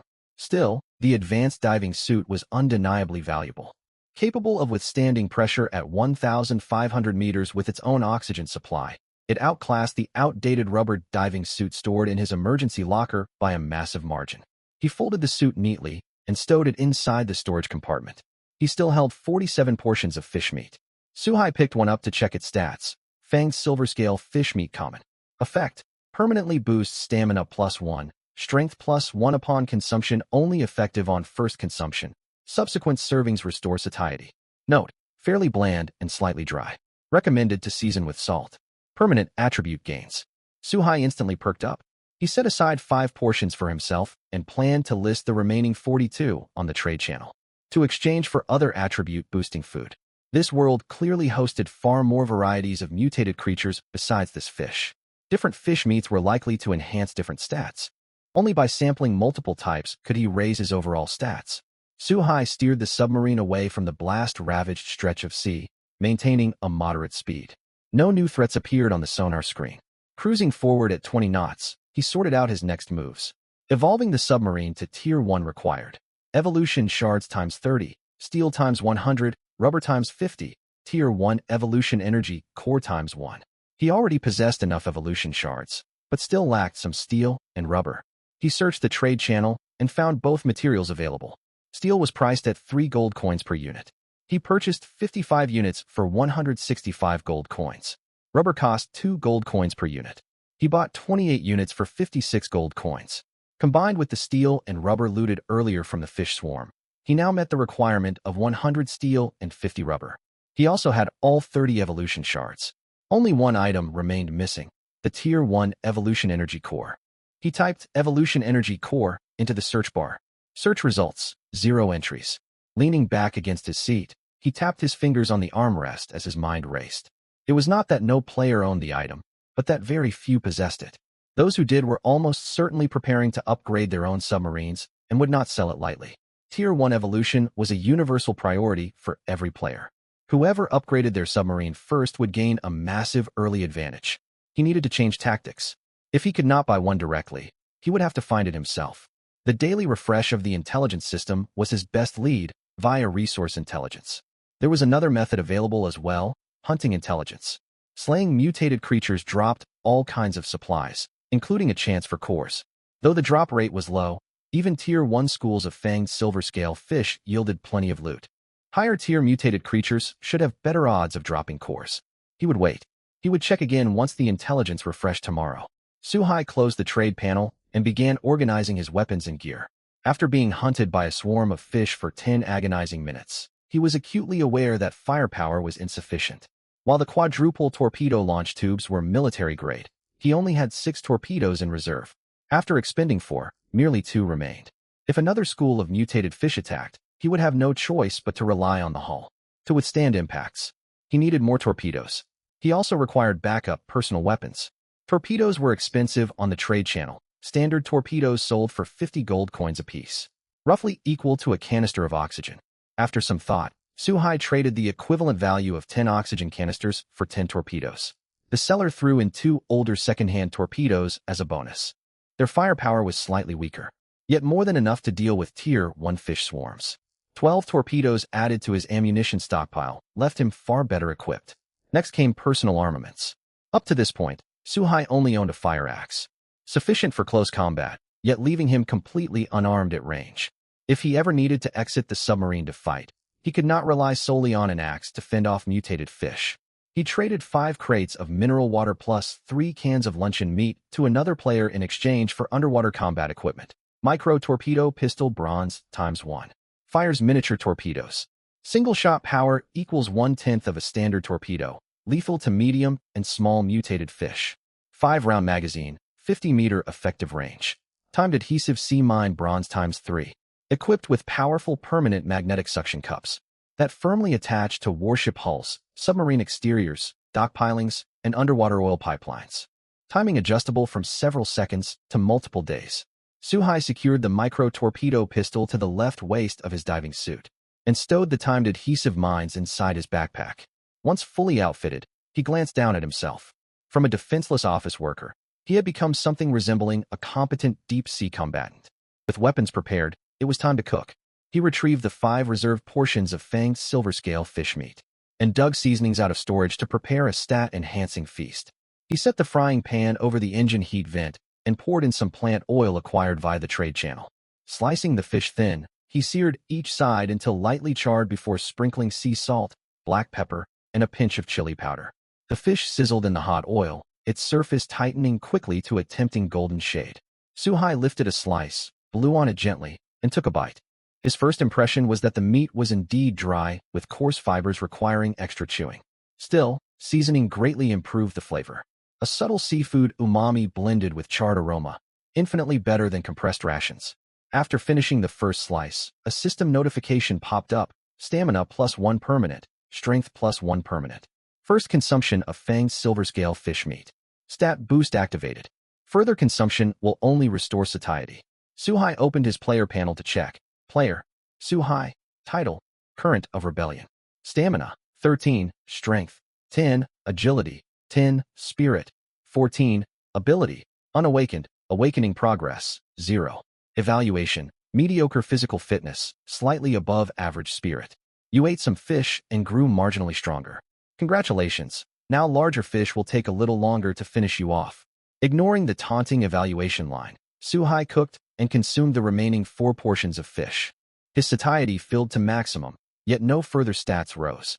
Just as suspected, bonuses only applied the first time he ate each type of meat. He purchased several other varieties of fish meat listed by different players on the trade channel. Some sold armored crab meat, others ghost head mackerel meat, and one listing advertised unknown fish meat, supposedly recovered from the abyss layer, priced exorbitantly at 200 gold coins. Suhai passed on the unknown meat and only bought 1 serving each of armored crab meat and ghost head mackerel meat.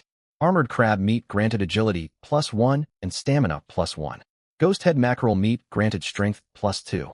After eating them, Suhai's updated stats appeared as follows: stamina 14, strength 12, agility 11, spirit 14. Stamina increased by 2 points, strength by 3, and agility by 1. His physical attributes remained fairly average overall, yet clearly improved compared to his blank starting values. The 14 points in stamina were especially noticeable. His endurance had grown markedly. Previously, swimming for more than 10 minutes through the supermarket ruins left him gasping for breath.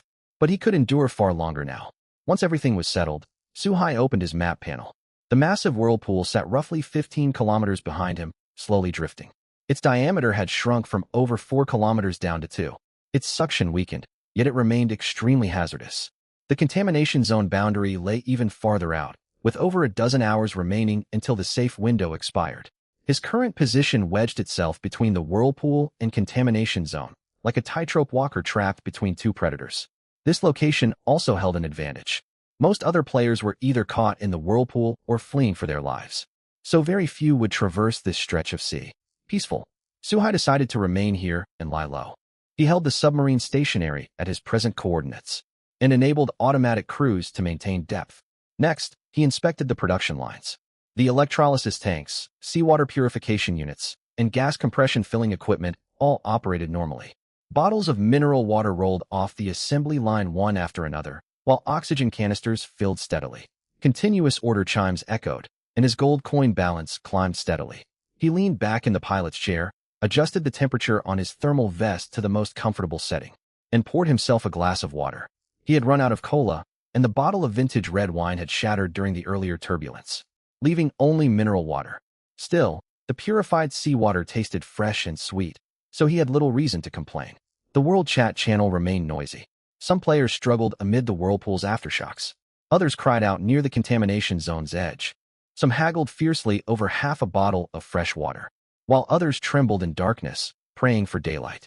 There was no daylight beneath the ocean's surface. Leaning back in his seat wrapped in the thermal vest, Suhai watched the calm seabed terrain displayed on the sonar screen. Drowsiness washed over him, and his eyes slowly closed. He set an alarm for 6 hours later. Then, in these waters 15 kilometers from the fading whirlpool, and safely distant from the contamination boundary, he drifted off into a sound sleep.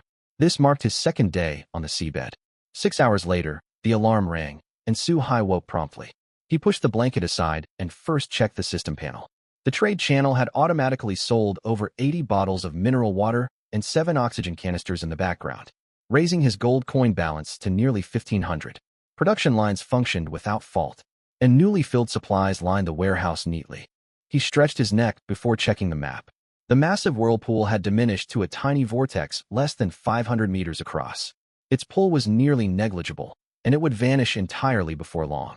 The contamination zone boundary advanced a short distance forward, yet it remained safely far from his position. Just then, the familiar cold notification tone echoed inside his mind. Ding, Daily Intelligence System. Today's intelligence has refreshed. Suhai straightened up, his attention sharpening. A translucent pentagonal selection panel floated before him.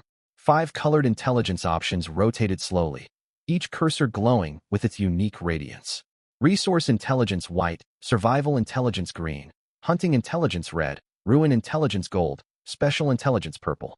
Suhai's gaze swept repeatedly over the 5 choices. Yesterday, he had selected Survival Intelligence. Because the massive whirlpool loomed directly behind him, survival came first. Circumstances differed today. The whirlpool was almost gone. More than a dozen safe hours remained before contamination reached him. Yet his submarine hull durability sat at only 98 points, less than half its maximum value. His top priority was upgrading the submarine, and he still lacked the Tier 1 Evolution Energy Core. Suhai extended a finger and tapped the white option marked Resource Intelligence. The remaining 4 light markers vanished simultaneously. The white light burst apart into silver streaks, and the familiar pale gold holographic map unfurled before his eyes. Centered on his submarine, the seabed terrain within a 20-kilometer radius rendered as translucent wireframes. Shipwrecked debris, reef clusters, kelp forests, fractured submarine mountain ranges, every landform was clearly labeled. Most thrilling of all were the dense clusters of faint crimson markers scattered across the map. Some isolated in silt, others gathered in swarms like reflected starlight on the seabed. There were far too many. Several times more resource nodes than yesterday. Suhai drew a deep breath, scanning quickly for the densest clusters of red markers. First location, roughly 3 kilometers northeast, deep within a dense kelp forest. Resource density marked high. Scattered signals of small creatures moved nearby, indicating active mutated life forms. No keywords mentioning energy cores appeared in the preview list. Second location, approximately 7 kilometers northwest, the heart of a shipwreck graveyard. Resource density marked extremely low. The preview list showed only 1 entry, the card labeled Eternal Durability, bearing a legendary tag. At the very bottom of the preview list sat a line of red warning text. Multiple mutated shark signals detected within region, threat Tier 1. Suhai lingered on that warning for 2 seconds before continuing to review the map. Third location, 11 kilometers due north, ruins of a sunken ancient city. Resource density marked extremely high. Dozens of entries crowded the preview list. Steel, rubber, evolution shards, food, fresh water, weapon parts, rare modifiers. And on the 12th line, for words caught his eye, Tier 1 Evolution Energy Core ×1. Suhai's pupils constricted slightly. He had found it. The Tier 1 Evolution Energy Core lay within the sunken ancient city ruins, mixed among dozens of other supply crates. The preview also noted active mutated creatures inside the ruins, yet the threat rating was moderate. Tier 1 Mutated Fish Swarm, suspected Fanged Silverscale Fish Colony. Fanged Silverscale Fish. The same school he had obliterated with 4 torpedoes the previous day. His ammunition reserves were greater now. 12 standard torpedoes plus 2 older second-hand torpedoes. 5 magazines for his micro-torpedo pistol, and 3 timed adhesive sea mines. As long as he avoided being surrounded, dealing with a Tier 1 fish swarm should be manageable. What truly tempted him was the shipwreck graveyard. Eternal Durability. He could not miss the purple legendary modifier label at the top of that preview list. Legendary tier, on par with a nuclear power engine. Yet mutated sharks inhabited the shipwreck graveyard. Tier 1 threats were definitely stronger than fanged silverscale fish. With his submarine hull durability sitting at merely 98 points, it could not sustain many blows from shark attacks. Suhai closed his eyes to weigh his choices for roughly 10 seconds. When he opened them again, his decision was made. He would head to the ancient city ruins first to retrieve the energy core. Tier 1 evolution was non-negotiable. Once upgraded, his submarine's hull durability, cruising speed, and maximum diving depth would all improve drastically. Only then would he stand better odds against the mutated sharks in the shipwreck graveyard. He could circle back to claim eternal durability afterward. The resource intelligence remained valid for more than 20 minutes, leaving sufficient time. Plan finalized. Suhai gripped the control lever. The nuclear engine rumbled lowly as the submarine turned toward the north and accelerated forward. He passed the kelp forest resource node along the way without pausing, continuing north. The submarine traveled steadily at 35 knots. Occasional small creature signals flickered on sonar, yet all remained at safe distances. The 11-kilometer journey passed quickly beneath the waves. When the outline of the ancient city ruins appeared outside the viewport, Suhai gently reduced speed. It was a complete city. Not a modern concrete metropolis, but an ancient stone settlement. Collapsed city walls, tilted towers, archways draped in seaweed, flagstone streets carpeted with shell fragments. The entire settlement appeared transported whole to the seabed, eerily intact. Its architecture reminded Suhai of ancient Greek or Roman ruins, blended with strange, unfamiliar elements. Certain stone pillars bore carvings not of common geometric patterns, but twisted, unsettling spiral symbols that induced dizziness if stared at too long. The submarine slipped inside through a breach in the city wall. Small creature signals began appearing on sonar, consistent with the intelligence briefing. Roughly 30 to 40 individuals ranging from half a meter to 1 meter in length, patrolling along the inner walls. Fanged silver-scale fish. Suhai's jaw tightened, yet he did not immediately enter combat readiness. He selected a relatively concealed spot behind a partially collapsed stone tower and brought the submarine to a halt. The tower's shadow concealed the vessel's silhouette. Once the engine shut down, the low hum of the nuclear reactor became nearly undetectable in deep water. He donned his diving suit and inspected his equipment. Fully loaded micro-torpedo pistol. 3-timed adhesive sea mines hung at his waist as emergency backup and an empty waterproof backpack ready to carry supplies. Then he pushed open the hatch and slipped into the dim seawater of the ancient city. Headlamp beams sliced through darkness, illuminating silt-covered flagstone streets. The layout inside the city proved more intricate than he expected. Silver resource crates scattered inside stone buildings lining the roads. Some half-buried under sediment, others tucked behind toppled stone pillars, and more wedged inside broken second-floor window frames. Suhai began collecting supplies one by one according to the coordinates marked by resource intelligence. Inside the first stone building stood 3 standard resource crates containing steel, rubber, and canned food. No energy core here. The second chamber, the third, the fourth, the fifth. Suhai moved faster and faster, his footsteps barely pausing on the flagstone path. The beam of his headlamp darted through the dark streets like a wandering little star. One supply crate after another popped open, flashes of white light flickering amid constant dings from the system notifications. Steel, rubber, evolution shards, rations, fresh water, gold coins. The numbers inside his storage space climbed steadily. Yet he still had not located the crate holding the evolution energy core. Supplies listed on the intelligence preview were sorted by spatial location, not priority. The core could be hidden inside any crate, deep within the ruins, atop the tallest tower, or tucked away in some unremarkable corner. Suhai remained calm. He followed each glowing marker on the supply intelligence one by one, advancing steadily like a sapper clearing a minefield. Time and again he expected the next crate to hold what he sought, only to be disappointed, but his expression never shifted. He cleared the 11th stone building, then the 12th. At the 13th, he knelt to pry open a crate wedged in a rock crevice. The headlamp swept across the contents, for torpedoes. Still no core. Suhai stood and stretched his knees, numb from squatting. His gaze drifted to the supply intelligence countdown. In the upper corner of his vision, 14 minutes remaining. There was enough time, but he could not afford further delays. He turned and swam toward the next dense cluster of supply markers to begin his third large-scale loot sweep. Just then, the water flow perception granted by the current surge tidal flashed a warning red inside his mind. It was not something he saw or heard, but a bone-deep vibration sense. Within a 1-kilometer radius, the seawater had abruptly grown unsettled. Roughly 200 meters behind his right side, countless tiny, synchronized water disturbances emerged, moving rapidly straight toward his position. A school of fish. Not 3 or 4 scattered sharp-fanged silver-scale fish, but a coordinated pack of more than 30. Suhai froze for less than half a second. 200 meters. At the sharp-fanged silver-scale fish's swimming speed, they would close the distance in under 30 seconds. He stood on the main street of the ancient underwater ruins with no sealed shelter nearby, around 80 meters away from his submarine.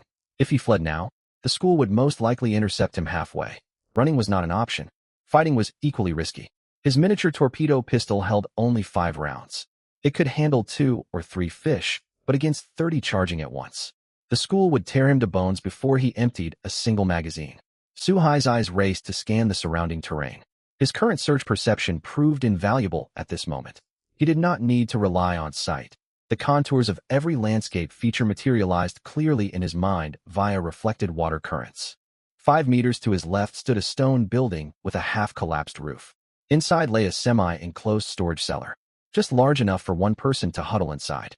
The cellar walls were thick stone. With only a narrow entrance the fish could not penetrate. He kicked hard, his fins slicing through seawater as he darted into the stone structure like a barracuda. The cellar entrance was mostly covered by a tilted stone slab. He squeezed sideways inside, dragged the slab back into place, leaving only a 2-finger-wide gap to observe outside. He shut off his headlamp and slowed his breathing. 30 seconds later, the school arrived. Through the crack in the slab, Suhai witnessed a deeply unsettling sight. More than 30 sharp-fanged silver-scale fish streaked across the main street like a storm of silvery gray lightning. Their scales glinted coldly in the dim seawater, rows upon rows of needle-sharp teeth visible within their gaping jaws. The school wove rapidly through the street, constantly shifting formation as if searching for something. The crate he had pried open in the rock crevice still stood ajar. Faint light leaking from leftover loose supplies drew the school's attention. Several sharp-fanged silver-scale fish circled the crate.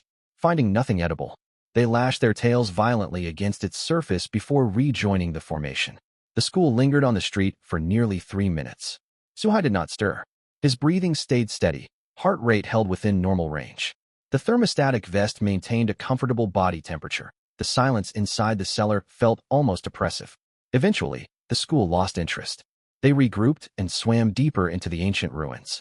On Suhai's current surge sense, the dense signatures of water disturbance drifted farther away until vanishing at the edge of his detection range. Suhai waited another 30 seconds to confirm safety before pushing the slab aside and sliding out of the cellar. Instead of immediately resuming supply collection, he first checked his submarine's position and surveyed the surroundings. The school was long gone. No new creature signatures appeared within 200 meters. Safe. He returned to searching crates. 13th stone building cleared, no core. 14th. A ground floor shop inside a 2-story stone edifice. 3 crates filled entirely with provisions. 15th. A storage chamber beneath a tower holding 2 crates, still no core. The 16th structure. It was a relatively intact stone building at the end of the ancient city's main thoroughfare, appearing to have once served as a temple or municipal hall of great importance. Its massive doorway had rotted and collapsed long ago, yawning like a black maw. Suhai swam inside, his headlamp illuminating the vast interior. A spacious main hall rose before him, lined with stone pillars. The floor bore mosaic patterns, half buried under sediment. Yet hints of former splendor remained visible. Supply intelligence marked 7 crates here, the largest concentration of supplies within the entire ruined city. Suhai began gathering loot. The first crate rested on an altar-like stone platform at the hall's center, a standard silver container. When he opened it, evolution shards times 5, steel times 10. The second sat behind a toppled pillar, rubber times 8, gold coins times 60. The third was wedged in the corner for torpedoes. The fourth. The moment Suhai's hand touched the lid, a glow unlike any he had ever seen spread across the crate's surface. Not white, not blue, not purple. Gold. Pale golden light patterns rippled outward from the center of the lid like energized circuitry, blazing brightly amid the ocean darkness. The lid sprang open automatically. A fist-sized mass pulsing with icy blue-white luminescence slowly rose from the crate, suspended mid-water, resembling a miniature star shrunk countless times over. First-tier evolution energy core. Quality, core material bound grade. Purpose, essential core material for first-tier vehicle evolution. Once evolution shards times 30, steel times 100, rubber times 50 are collected, it can be used to upgrade a first-tier vehicle to second-tier, comprehensively boosting vehicle attributes and unlocking new functional modules. Note, it is not a heart, yet your submarine will be nothing but scrap metal without it. Treat it with care. Found. From the moment the supply intelligence refreshed, he had searched 16 buildings, opened dozens of crates, hidden inside a cellar for 3 minutes waiting for the fish school to pass. Countless times he believed the next crate would hold the core, only to watch that entry in the preview list get pushed aside by other materials. Now it floated right in front of him, glowing coldly, waiting for him to reach out. Suhai stretched his hand and closed his palm around the energy core. It felt slightly warmer than the surrounding seawater. Even through his gloves, he sensed gentle warmth, like clutching a coin freshly pulled from a pocket. First-tier evolution energy core acquired. Initiate vehicle evolution immediately. Evolution requires 3 minutes, during which the submarine will be immobile and all systems enter reconstruction. Hull durability will reset after regeneration. Current materials complete. Evolution shards times 30, steel times 100, rubber times 50, first-tier evolution energy core times 1. Suhai nearly pressed confirm at once. But one detail halted him. Evolution demanded 3 full minutes of immobility. The submarine's systems would undergo restructuring, its hull durability resetting upon completion. He could not evolve here. Fish schools patrolled the ancient ruins. 3 minutes of complete stillness carried far too much risk. He needed to return to his submarine and and find a secure location before starting the evolution process. Su-hai stowed the energy core and continued looting the remaining 2 crates in the hall. He had just slid down from the stone platform and turned to leave when his current search perception triggered a faint alert. Not a school of fish. 2 signatures, entirely distinct from mutated creatures. Their movement speed was moderate, their paths erratic yet clearly directed. Entering the ruins from the opposite side, they drew steadily closer to his location. Su-hai switched off his headlamp, retreated into shadow behind a stone pillar, and drew his miniature torpedo pistol from his waist, gripping it firmly. Water flow perception sharpened the outlines of the 2 targets in his mind. Adult male figures clad in diving suits, oxygen tanks strapped to their backs, kicking flippers forward at a steady pace. They swam side by side, maintaining a 3-meter gap, clearly coordinating their advance. One carried a rifle-shaped weapon, while the other had equipment hanging from his belt. Not mutated beasts. Humans. Su-hai's vigilance did not ease. Deep underwater, other humans could prove far more dangerous than predatory fish. The 2 men drew near the building where he hid. Then they stopped. Su-hai sensed their water signatures hesitate at the entrance before they slowly, cautiously swam inside. Their headlamp beams swept across the main hall, illuminating the altar platform. Then the empty crates scattered on the floor, finally settling on the last few unlooted crates Su-hai had not yet opened. Whoa, so many crates. One voice crackled through underwater comms, kept low yet brimming with barely contained excitement. Someone's already been here. Look at those open ones, a deeper, gruffer voice replied, belonging to an older man.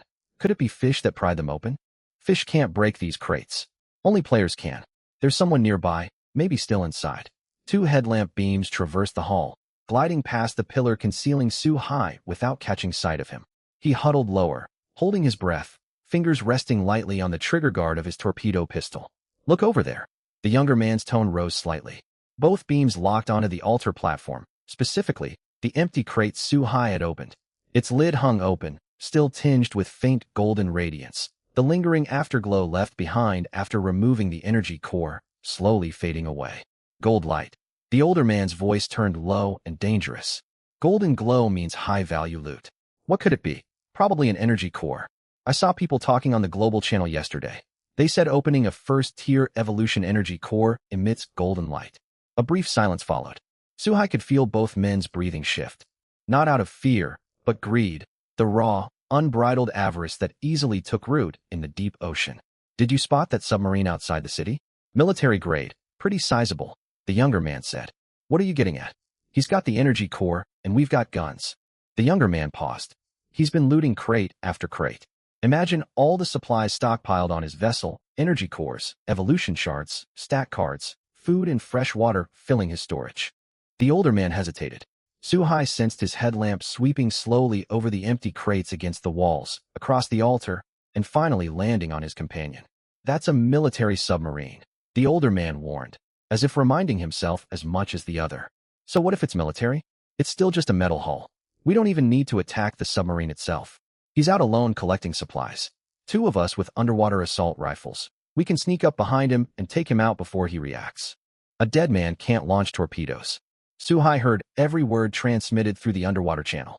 His expression remained unchanged. No anger, no fear, not even revulsion. He simply calculated equipment disparities and tactical options in his mind with cold precision. 2 opponents armed with underwater assault rifles. Effective range appeared to be 30 to 50 meters, roughly matching his miniature torpedo pistol. However, his weapon dealt explosive damage capable of obliterating a person with a single shot, while their rifles relied on penetrating ballistics. Bullets lost velocity rapidly underwater, making accuracy poor beyond 50 meters. He held an advantage in firepower.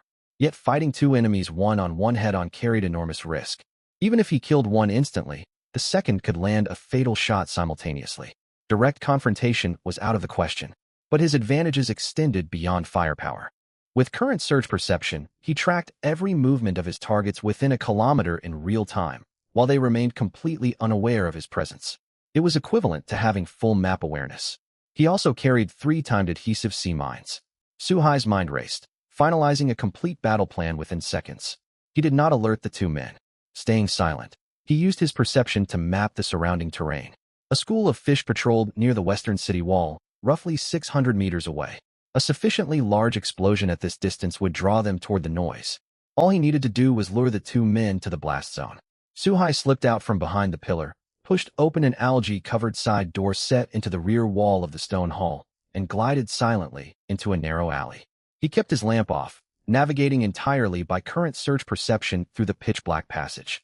At the same time, he unstrapped the first-timed adhesive C mine from his belt. He selected an ideal ambush site, a small plaza at the end of the main street. Collapsed ruins lined both sides, leaving only a 10-meter-wide passage through the center. A toppled stone pillar jutted from the plaza's midpoint, half buried in sediment.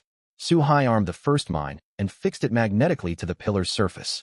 Its permanent magnet clamped firmly to the stone as a red timer began its silent countdown. He attached the second mine to the inner archway of rubble on the plaza's left, and the third to the base of a thick stone wall on the right. The three mines formed a triangular formation covering the entire central plaza. All timers were set for remote detonation. Once the traps were laid, Suhai deliberately revealed a fleeting glimpse of himself to draw the pair toward the plaza center.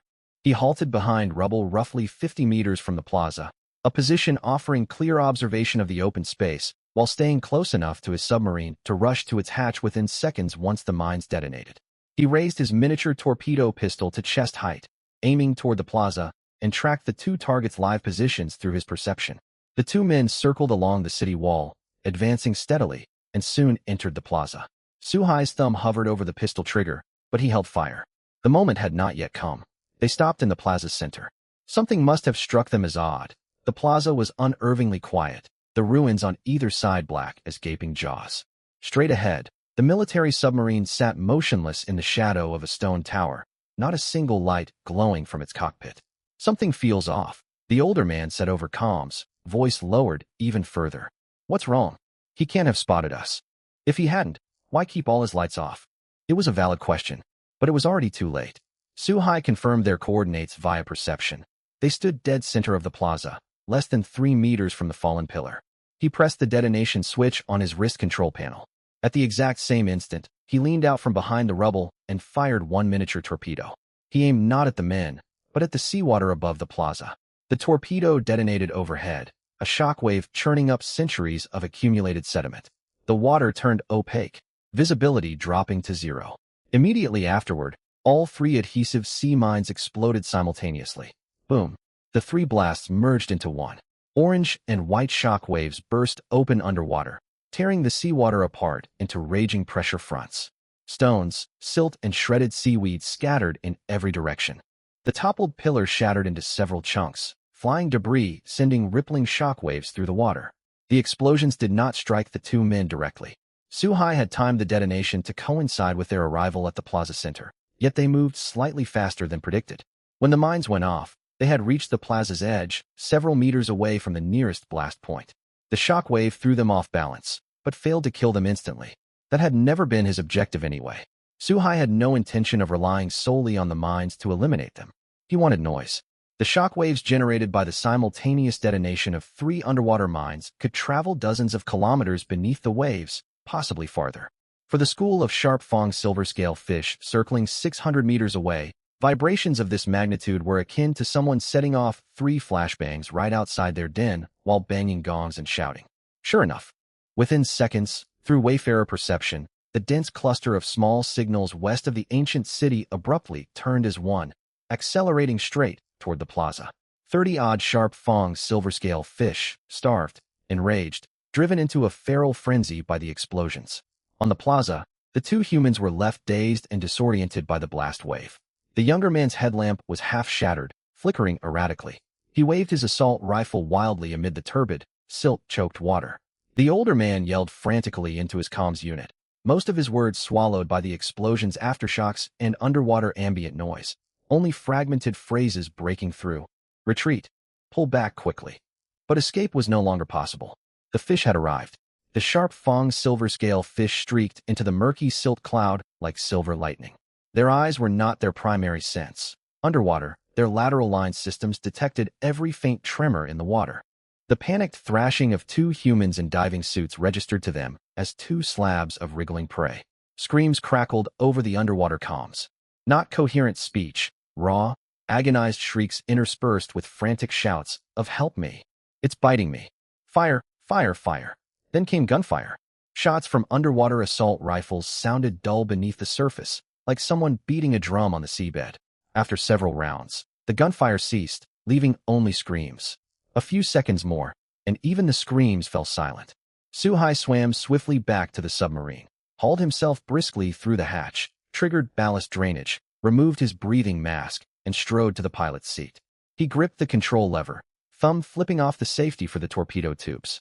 4-tube torpedo launcher, remaining ordnance, 14 rounds, 12 standard torpedoes plus 2 older second-hand torpedoes. He locked his sonar onto the plaza.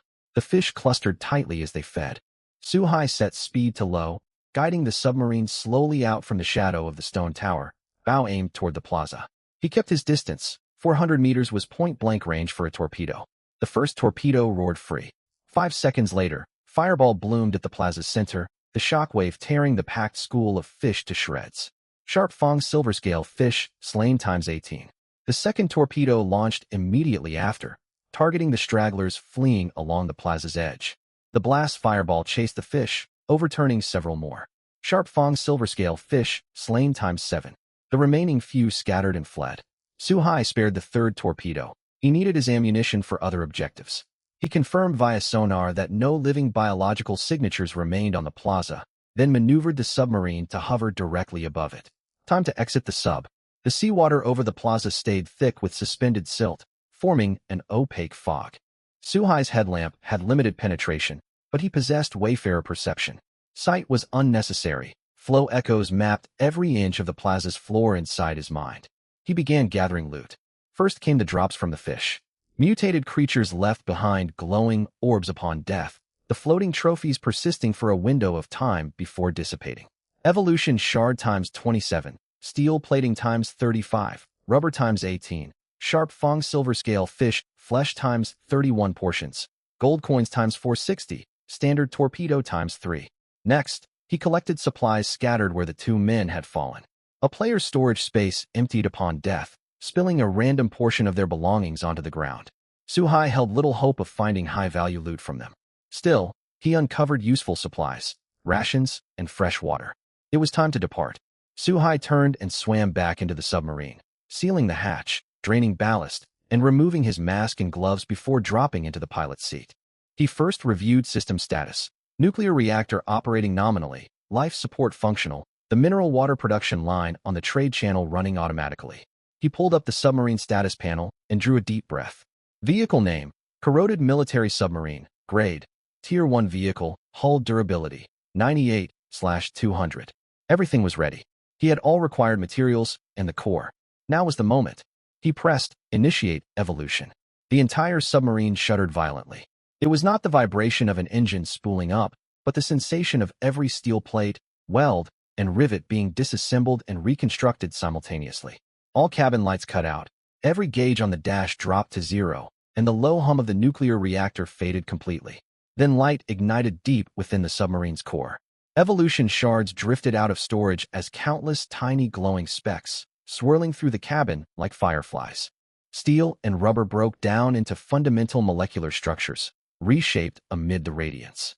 The Tier 1 Evolution Energy Core hovered at the center of the command cabin, its cool blue-white glow growing brighter and brighter until Suhai was forced to shut his eyes. He heard metal reforming, not the harsh clang of hammering and welding, but a fluid, organic murmur, akin to vines unfurling. Decaying rust sloughed away, new armor plating took shape, rivets replaced by seamless welds, pipes rerouted, cables spreading across bulkheads like neural networks. The command cabin expanded. When Suhai opened his eyes, he barely recognized the space. The cramped cockpit where he could barely turn around had transformed into a spacious, almost luxurious command center. Beside his original pilot seat sat a newly added co-pilot station. Instrument panels stretched across 3 walls instead of 1, dominated by a massive holographic tactical display, flanked by neatly arranged banks of status monitors. The submarine panel popped up automatically, data scrolling line by line. Vehicle name, Orca-class attack submarine, grade, Tier 2 vehicle, hull durability, 800/800. Maximum dive depth, 2,000 meters, maximum speed, 65 knots, power system, legendary nuclear engine, active, unlimited power. Weapon systems, forward 6-tube heavy torpedo launcher ordnance remaining, 16. Rear dual vertical missile silos ordnance remaining. 4. For small torpedo tubes flanking the hull ordnance remaining. 8. Oxygen equipment. Perfect life support system activated. Sonar system. Advanced tactical sonar detection range. 2,000 meters. Identifies threat levels and resource signatures. Storage capacity.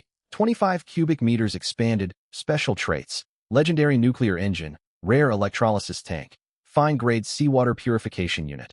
Bronze-grade gas compression and filling equipment. New module unlocked. Electronic galley can cook high-tier ingredients for enhanced attribute bonuses. Rated crew. 1 to 4 persons. Evaluation. You've upgraded a sluggish heap of scrap metal into a fast, heavily armed war machine. Congratulations, you now stand a fighting chance against serious threats in the deep sea. Suhai read the full report twice, nodding with each line. Hull durability quadrupled from 200 to 800. Top speed rose from 50 knots to 65. Maximum safe dive depth jumped from 800 meters to 2,000. Reinforced pressure hulls added a 20% buffer, pushing the practical limit to 2,400 meters. The weaponry had undergone a complete overhaul. 6 heavy torpedo tubes, vertical missile silos, for auxiliary torpedo tubes, firepower elevated from a miniature sub to destroyer class. Yet what drew his attention most was the crew rating, updated from 1 to 2 persons to 1 to 4 persons. Operating all these weapons and new modules alone would prove taxing, but for now, it would suffice. Suhai stood and circled the expansive command cabin. The co-pilot seat was upholstered in genuine leather, matching his own. The electronic galley was an embedded compact cooking station fitted with electromagnetic heating surfaces, a vacuum low-temperature cooking tank, and a full rack for seasoning storage. He sorted all accumulated supplies with one command. Ingredients moved to galley storage. Weapons and ammunition organized onto ordnance racks, steel and rubber stacked in the material hold. Once finished, Suhai settled back into the pilot's seat and activated tactical sonar. Detection range expanded from 500 meters to 2 kilometers, capable of distinguishing threat tiers and resource signatures. The display marked friendly contacts, biological danger levels, and resource nodes in distinct hues. His gaze drifted through the viewport toward the northwest as he remembered the location. 7 kilometers away, the shipwreck graveyard. Eternal durability. That legendary trait waited there, guarded by packs of mutated sharks.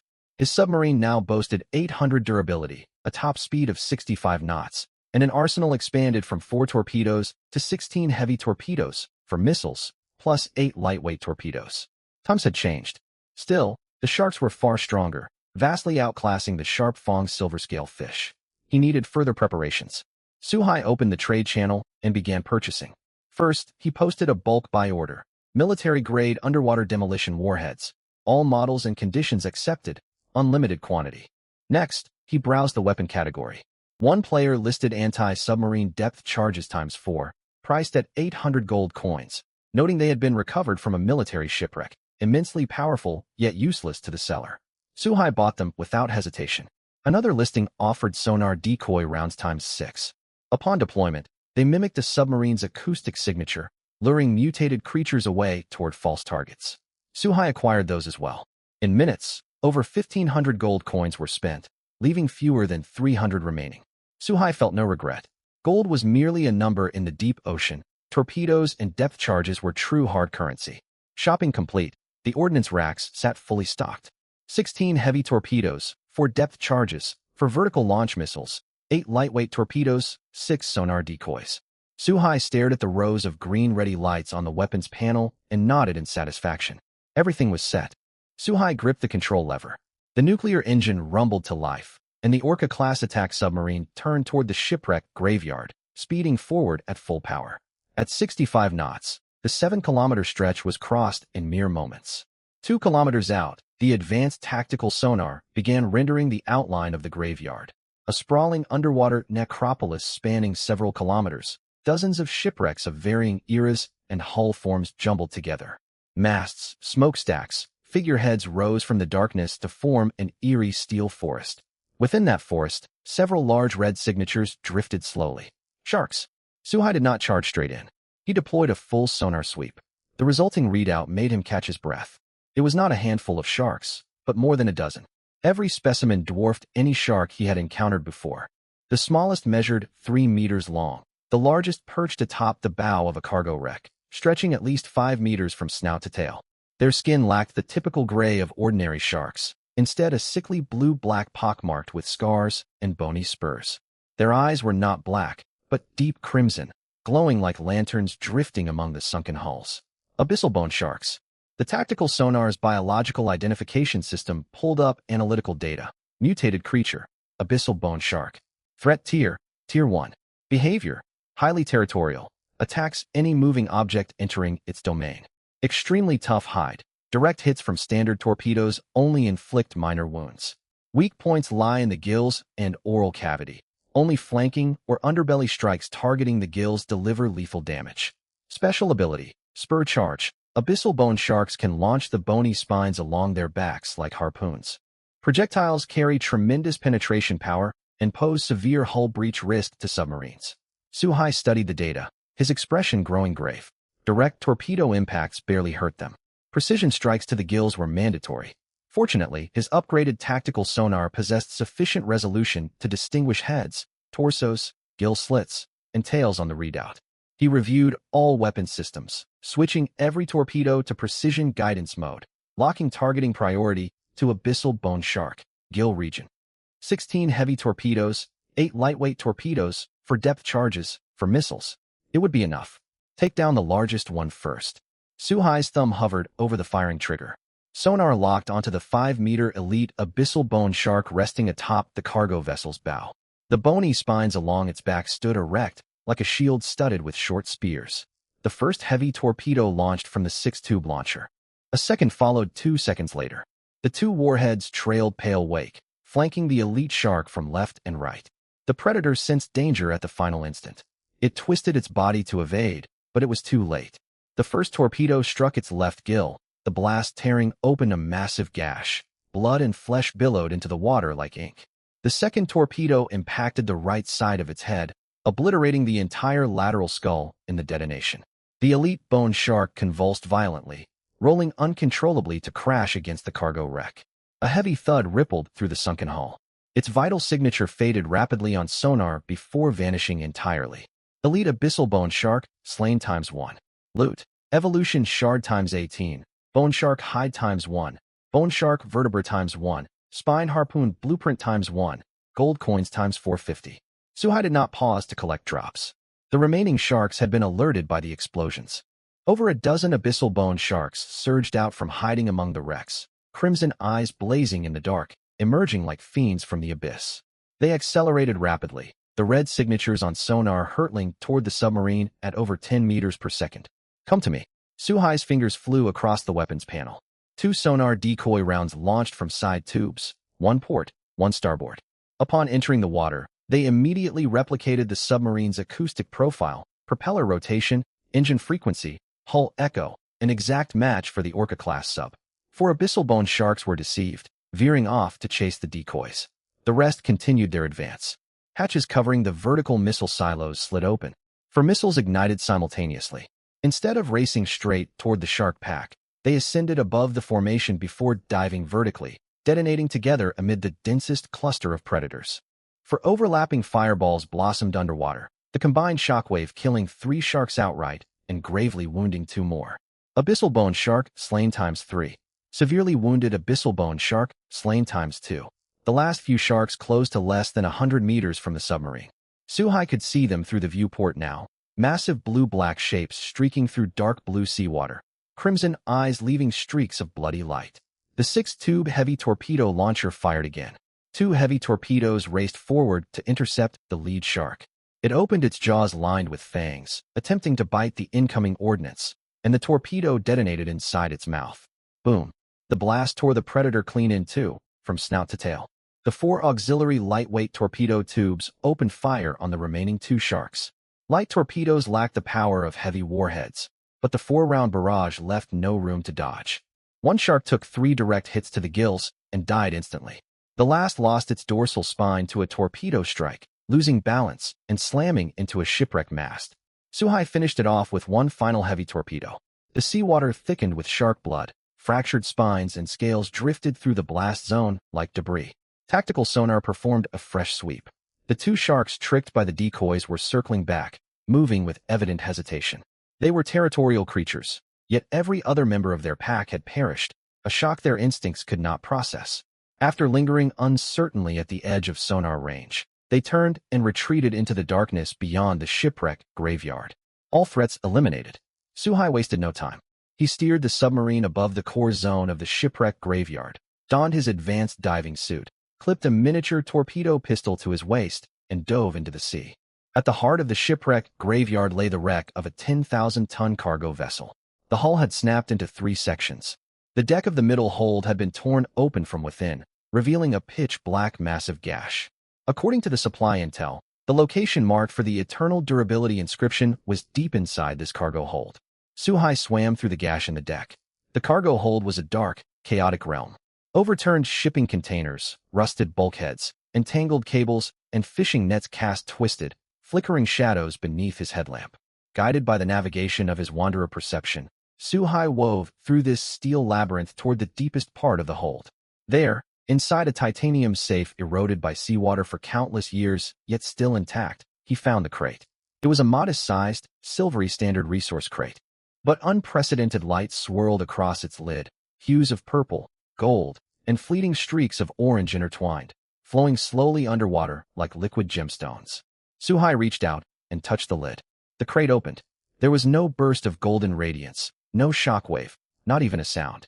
Only a quiet, almost gentle glow rose from within. Floating at the center of the light was a fist-sized translucent crystal. Countless fine runes drifted slowly inside it, as if breathing. Inscription name, Eternal Durability. Rank, Legendary. Type, Vehicle Armor Enhancement Inscription. Attribute, grants the submarine hull the Eternal Durability trait. The hull is immune to all forms of wear, corrosion, scratches, and impact damage. Durability remains permanently maxed. Note, a slab of iron that never rusts, never fatigues, and never springs a leak. In this world where everything sinks, this is akin to a divine guarantee. You might not win a fight against an abyssal leviathan, but your hull won't get scuffed while you flee. Suhai's breath hitched. Legendary tier, on par with the nuclear engine. He gently lifted the crystal from the crate and held it in his palms. The crystal was neither cold nor warm to the touch, yet it carried an uncanny sensation, not physical smoothness, but something far more abstract, as if time and space around it had fallen silent. You're mine. He immediately activated it. The crystal dissolved into a colorless, transparent ripple that spread outward from his palms, piercing the steel plating of the hold, cutting through seawater, and sinking into the hull of the Orca-class attack submarine. Through his wanderer perception, Suhai sensed an invisible energy field envelop the submarine's hull. It was not growing harder or thicker, but stabilizing. Stress across every armor plate rebalanced in an instant, and microscopic flaws in every rivet and weld were mended. Hull durability locked at maximum, shielded from all degradation. He turned to head back to the submarine. Then his wanderer perception blared a violent alarm. Signals surged toward him from every direction around the shipwreck graveyard, not ahead, not off to the sides. Massive, dense swarms of rapidly moving life signatures, more numerous than any school of fish he had ever seen, greater than the shark pack he had obliterated. Not dozens, but hundreds. Suhai understood instantly. Shark blood. More than a dozen abyssal bone sharks had been blown apart, their blood spreading through the waters of the shipwreck graveyard and drawing every bloodthirsty hunter of the deep. Sharks, fish swarms, and unnamed mutated creatures all converged on this location. He sprinted toward the hold gash without looking back. Less than 100 meters separated the hold from the submarine's hatch, yet it was likely the fastest 100 meters Suhai would ever swim. His flippers blurred with motion, and his hydrodynamic perception traced mounting terrifying silhouettes behind him. The first wave of sharks had reached the outer edge of the graveyard, less than 2 kilometers away. He wrenched open the hatch, tumbled inside, slammed the drain valve, and charged into the cockpit before the hatch fully sealed. Sliding into the pilot's seat, he ignited the engines at full power. The Orca-class attack submarine's nuclear engine roared, channeling energy into the propellers. Speed surged to 40 knots in 3 seconds, 55 knots in 5. The hull shuddered violently, not from the engines, but impacts outside. Thud, thud, thud. Dense blows echoed across the hull, like rain hammering a tin roof. Every strike made the cockpit lights flicker faintly. On the tactical sonar screen, the submarine was surrounded by a dense mass of red signals, too tightly clustered to distinguish individual targets. At least 3 abyssal bone sharks had caught up, slamming their bony spurs and teeth relentlessly against the hull. Suhai glanced down at the hull durability readout. Hull durability, 800/800. No change. It did not drop. The bone spurs of the abyssal bone sharks stabbed the hull. Their teeth bit into the metal. Not a single white mark was left behind. Wait, it was no longer 800/800. The display shifted. Hull durability, infinity. Suhai stared at the sideways figure 8 symbol for a moment. Then a slow smile tugged at his lips.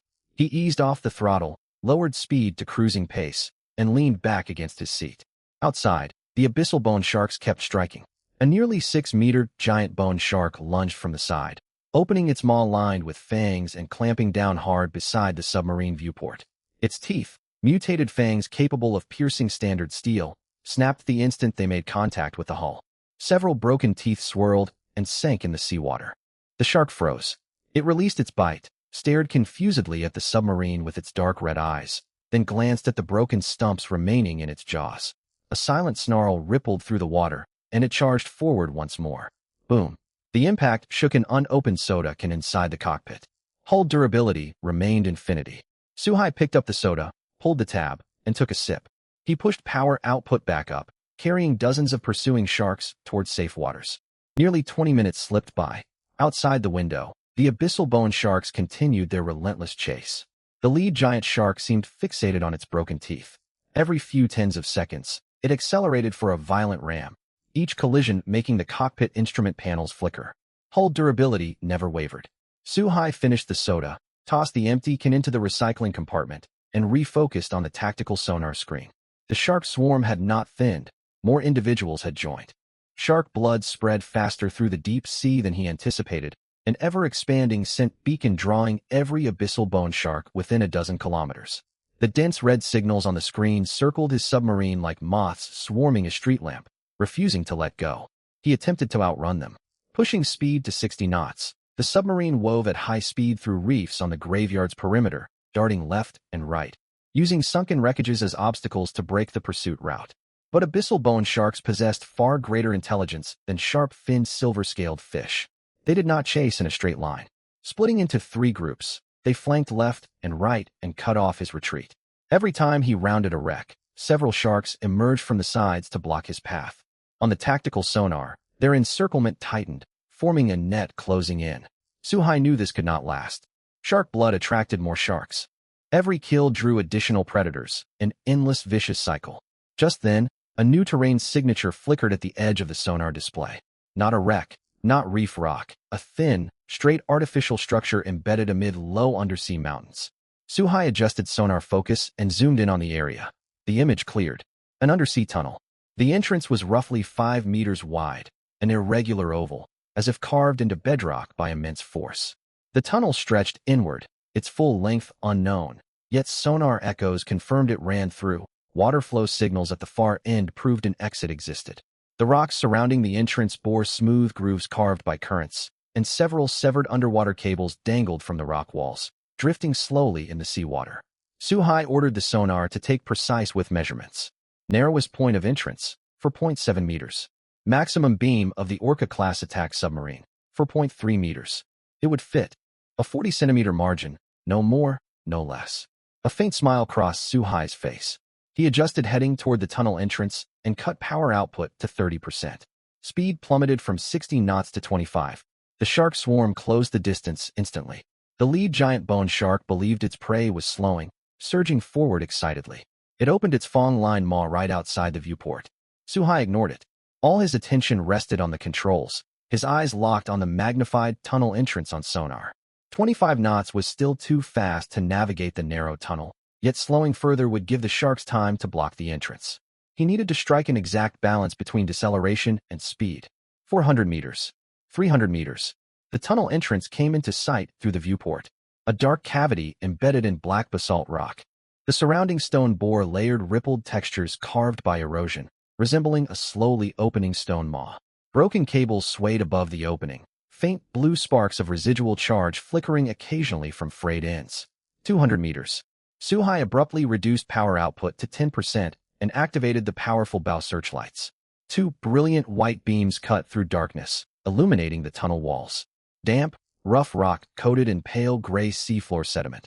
The structure appeared stable overall with no signs of collapse. 100 meters. He made one final heading adjustment, aligning the bow with the tunnel center, and drew a deep breath.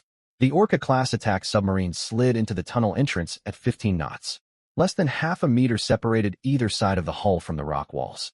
Water churned by the propellers compressed within the confined space, generating a low resonant hum. The searchlights cast dancing shadows across uneven rock. Blue electric sparks from broken cables crackled as the submarine passed. Then, the impact stopped. Suhai checked the sonar screen. All the dense red signals were trapped outside the tunnel entrance, circling restlessly. Several attempted to squeeze inside, yet the passage only accommodated a medium-sized submarine. Most abyssal bone sharks measured over 3 meters long, far too wide. A smaller shark tried its luck. It twisted sideways to force entry, but its back spurs scraped against the rock, showering sparks and rubble. After struggling briefly, it retreated. Suhai halted the submarine midway through the tunnel. Via the rear camera, he watched 7 or 8 abyssal bone sharks patrol outside the entrance, their dark red eyes glowing in the darkness, as if furious at prey escaping into a narrow passage at the last moment. "Can't get in, huh?" Suhai spoke toward the screen. "Then stick around. I'll be back." He navigated the submarine to the tunnel's far exit. After confirming no threat signatures outside, he hovered just inside the opening. He then opened the trade channel and began purchasing supplies. Kills from the earlier shark engagement had earned him plenty of coins. Combined with steady sales of mineral water and oxygen, his account balance had climbed back above 2,000. Yet the recent battle came at a cost. 4 heavy torpedoes expended, all depth charges deployed, and numerous small torpedoes used. Ammunition reserves had fallen below the safety threshold. He posted a bulk purchase request on the trade channel, seeking all models of torpedoes, missiles, and depth charges, new or used, any quantity. Premium price, 120% of market rate. Less than 30 seconds after sending the message, the first private message popped up. "Boss, I've 6 standard torpedoes, 80% condition, military grade. Interested? Yes. Send the trade link via private chat." 6 standard torpedoes added to inventory. "Boss, I've 2 heavy anti-submarine torpedoes. Twice the power of standard models, a little worn, fuses may need adjustment. I'll sell cheap if you want." "I'll take them." 2 heavy anti-submarine torpedoes added to inventory.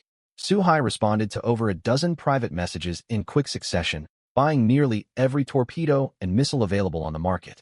His coin balance tumbled from over 2,000 to under 300, but rows of green indicator lights lit up across the ammunition rack once more.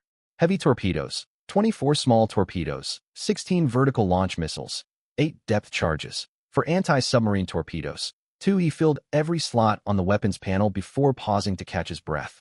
At that moment, another private message arrived. Sender ID, Xiaomei. The message was lengthy. "Boss, I saw you buying torpedoes and missiles. I've made your stock available. 30 XM-9 heavy torpedoes, 20 Sea Spear 3 anti-ship missiles, 15 depth demolition charges, plus a stockpile of military underwater assault rifles and matching ammunition. All factory new, recovered from the wreck of a military supply ship. I don't want coins. I'm trading for oxygen, fresh water, food, steel, and rubber. Name your offer. Bulk discount applies." Suhai's eyes lit up. He replied immediately. "Video inspection required." Moments later, the video call connected. On screen, Xiaomei was a woman in her mid-20s, with sharp, distinct features, high cheekbones, deep eye sockets, a straight nose, and defined lips. She wore a stern expression, and the background showed a vast warehouse crammed full of weapon crates. Dozens of camouflage-painted torpedoes lined up neatly behind her. Beside them stood waist-high wooden crates printed with the white designation Sea Spear 3. Xiaomei panned the camera across the warehouse, opening several crates one by one to display serial numbers and factory seals. She did not waste words. "How did you find this cache?" Suhai asked. "Pure luck." Xiaomei wiped motor oil from her forehead.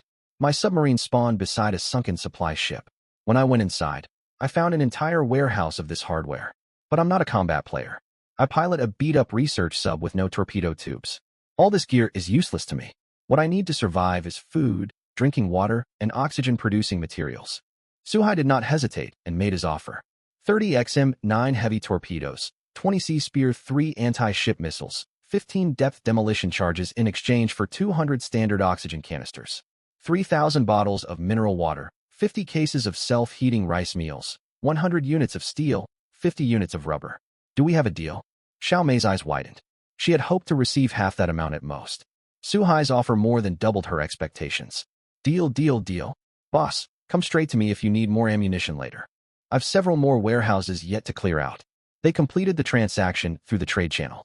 The weapons transferred remotely via the system to Suhai's ammunition depot, while oxygen and water were sent over simultaneously. Suhai's weapons panel refreshed with updated figures. Heavy torpedoes, 54 small torpedoes, 16 vertical launch missiles, 28 depth charges, 19 anti-submarine torpedoes. The ammunition racks were overflowing. Suhai leaned back in the pilot's seat, gazing at the dense rows of green indicator lights on the weapons panel, and drew a deep breath. 54 heavy torpedoes, 28 missiles, 19 depth charges. This firepower was far more than enough to deal with a pack of sharks. He could stand toe-to-toe against a destroyer. He activated the tactical sonar and scanned the shipwreck graveyard beyond the tunnel entrance again. The instant the sonar feed loaded, Suhai's pupils constricted. The shark swarm had not diminished. It had multiplied many times over. Earlier, merely dozens of abyssal bone sharks lingered outside the tunnel entrance. Now the entire shipwreck graveyard zone was blanketed in red signatures, as if someone spilled a bottle of red ink across his screen. The core gathering point remained a wreck of the 10,000-ton cargo vessel. Blood from the over dozen sharks he had destroyed had spread throughout the graveyard waters, drawing every abyssal bone shark within a dozen kilometers. A rough population estimate popped up in the bottom right corner of the tactical sonar screen. Approximately 300 to 500 individual abyssal bone sharks detected. Suhai stared at the number and fell silent for a full 10 seconds. 300 to 500 specimens. Every fully grown abyssal bone shark inhabiting this stretch of ocean had answered the call. They roamed and fought among the wreck graveyard, tearing apart the bodies of their own kind. Countless dark red eyes glimmered amid the darkness, resembling an entire blood-red sea of stars burning deep within the ocean. If he turned back now, the pack would remain entrenched here until the blood dispersed and food ran dry, before scattering in all directions. He could safely depart these waters, continue his exploration ahead, and conserve ammunition to confront far greater threats. But Suhai did not turn away. Staring at the dense cluster of red signals lighting up the sonar display, he ran a simple calculation through his mind. 300 to 500 abyssal bone sharks. What would be the total value of evolution shards, steel, rubber, coins, and rare materials dropped by each shark? He had slain more than a dozen sharks previously and reaped nearly 200 coins, 18 evolution shards, a blueprint for a spine harpoon, and piles of raw materials. Scaling those yields, the resources from 300 sharks would be enough to upgrade his submarine from Tier 2 to Tier 3, with plenty left over. As for the risks, he possessed an eternal durability hull, impervious to shark bites. He had a nuclear power engine, an endless source of motive force. He carried 54 heavy torpedoes, 28 missiles, and 19 depth charges. His firepower was more than enough to bombard the pack multiple times over. The sole hazard was running out of ordnance before eliminating every shark. Yet as long as he maintained steady combat tempo and reserved ample time to retreat, this risk could be fully contained. He flexed his fingers and tightened his grip on the control lever once more. All in, he said. The Orca-class attack submarine glided slowly out from the tunnel exit, its bow aimed toward the wreck graveyard. Searchlights shut down. Sonar switched to combat mode. All weapon systems unlocked, and rows of ammunition status indicators lit up green. Suhai made no attempt to sneak closer. He pushed his cruising speed all the way to 50 knots. When still 2 kilometers from the thickest concentration of sharks, he pressed the missile launch button. Hatches on the vertical missile silos flew open simultaneously. First volley. 8 Sea Spear 3 anti-ship missiles ignited at once. Beneath the waves, they trailed 8 boiling white wakes, arcing through the seawater before plunging vertically into the densest core of the shark swarm. 8 fireballs detonated simultaneously. Overlapping shockwaves carved a temporary vacuum zone nearly 100 meters wide at the heart of the wreck graveyard. Seawater ripped apart into raging pressure fronts. Dozens of abyssal bone sharks were torn to shreds by the blast waves. Many more tumbled into shipwreck debris, bones broken and flesh mangled, as blood dyed the surrounding ocean a thick crimson broth. Abyssal bone shark slain times 47 elite abyssal bone shark slain times 6 abyssal bone shark slain times 32. System notifications flooded across the screen like a cascading waterfall. The shark pack erupted into chaos. The surviving abyssal bone sharks wheeled around as one, surging straight toward the source of the missile fire. The sight of 300 to 500 bone sharks charging together filled the tactical sonar with a mass of red arrows, all pointed toward a single target, his submarine. Suhai held his ground. He engaged the torpedo firing switch. The 6-tube heavy torpedo launcher discharged in unison. 6 torpedoes formed a straight line, charging head-on into the vanguard of the shark horde. Then a second salvo of 6, a third of 6, a fourth of 6. 24 heavy torpedoes launched in less than 40 seconds. Detonations merged into an unbroken wall of fire across the shark front line. Shockwaves and underwater shrapnel obliterated the advance guard. Dozens of leading bone sharks were reduced to nothing, and the remaining pack fell into disarray from the concussive force. Abyssal bone shark slain times 68 elite abyssal bone shark slain times 9 abyssal bone shark slain times 41 abyssal bone shark slain times 55. Suhai pushed the submarine to full power, not to flee, but to turn sideways and open up distance while reloading the torpedo tubes. For compact torpedo launchers mounted on both sides of the hull, laid suppressing fire against sharks swarming in from the flanks. Each volley claimed 7 or 8 lives. The pack began to encircle him. Abyssal bone sharks possessed far greater group coordination than silver-toothed silvery fish. After losing over 100 kin, they rapidly adjusted their tactics. They abandoned frontal assaults and split into 7 or 8 smaller groups, launching coordinated strikes from all directions. On the sonar, red signals streamed inward from every angle, forming a spherical siege steadily closing in. Suhai fired missiles to tear open a gap on the southern flank of the encirclement, raced through the opening, then spun around and unleashed his last 10C Spear 3 anti-ship missiles into the closest pursuing group. Blinding explosions lit the entire wrecked graveyard. Shattered masts, twisted shipping containers, and shark bone fragments swirled amid the shockwaves. Continuous blasts strained the structures of sunken 10,000-ton freighters, drawing low, groaning metallic creaks. Suhai could hear nothing but the constant ding of system alerts and the thunder of torpedo launches. His hands darted between the control stick and weapons panel, every movement guided by cold, precise rhythm. All 54 heavy torpedoes expended. All 28 missiles expended. All 19 depth charges deployed. 2 anti-submarine torpedoes exhausted. 16 compact torpedoes gone. Every indicator on the ammunition rack blazed red. Yet the red signals on the tactical sonar had not diminished. They were more numerous than when combat began. It was no illusion. Suhai expanded the sonar detection range to maximum and witnessed a sight that sent a chill down his spine. More sharks were ascending from deeper waters. Not merely dozens, but hundreds. The scent of blood spreading outward from the abyss had drifted to the deepest seabed, drawing bone shark clans that dwelt in the abyssal zone. The count of red sonar signals jumped from over 400 to more than 700 and still climbed. He had slain at least 300 sharks, but the number ascending to take their place was several times greater. Suhai hesitated no longer. He shoved the control lever to its limit. The nuclear engine roared, boosting speed to 65 knots. The Orca-class attack submarine turned above the wreck graveyard and surged full speed toward the tunnel entrance. The shark pack gave chase. The shark tide formed by hundreds of abyssal bone sharks appeared on sonar like an advancing tsunami of blood, filling the full depth of the display. Suhai executed an extreme deceleration just before the tunnel mouth, sliding into the passage at 20 knots with pinpoint accuracy. Less than half a meter separated the hull from the rock walls on either side. Propeller turbulence erupted into clouds of white cavitation bubbles within the narrow space. Then the crashing impacts fell silent. He hovered midway through the tunnel and glanced toward the rear camera feed. Outside the tunnel entrance, hundreds of abyssal bone sharks churned like boiling crimson soup, colliding and biting one another as they jostled to draw closer to the opening. Not a single one managed to slip inside. Suhai exhaled heavily and leaned back into his seat. His heart hammered rapidly, not out of fear, but because adrenaline still coursed fiercely through his veins. He glanced down at his hands. His fingers trembled slightly after hours of intense weapons panel operation, and a red abrasion marked his knuckles from gripping the control lever. He closed his eyes and regulated his breathing to slow. At that moment, a deep system notification echoed inside his mind. It was not the usual crisp chime.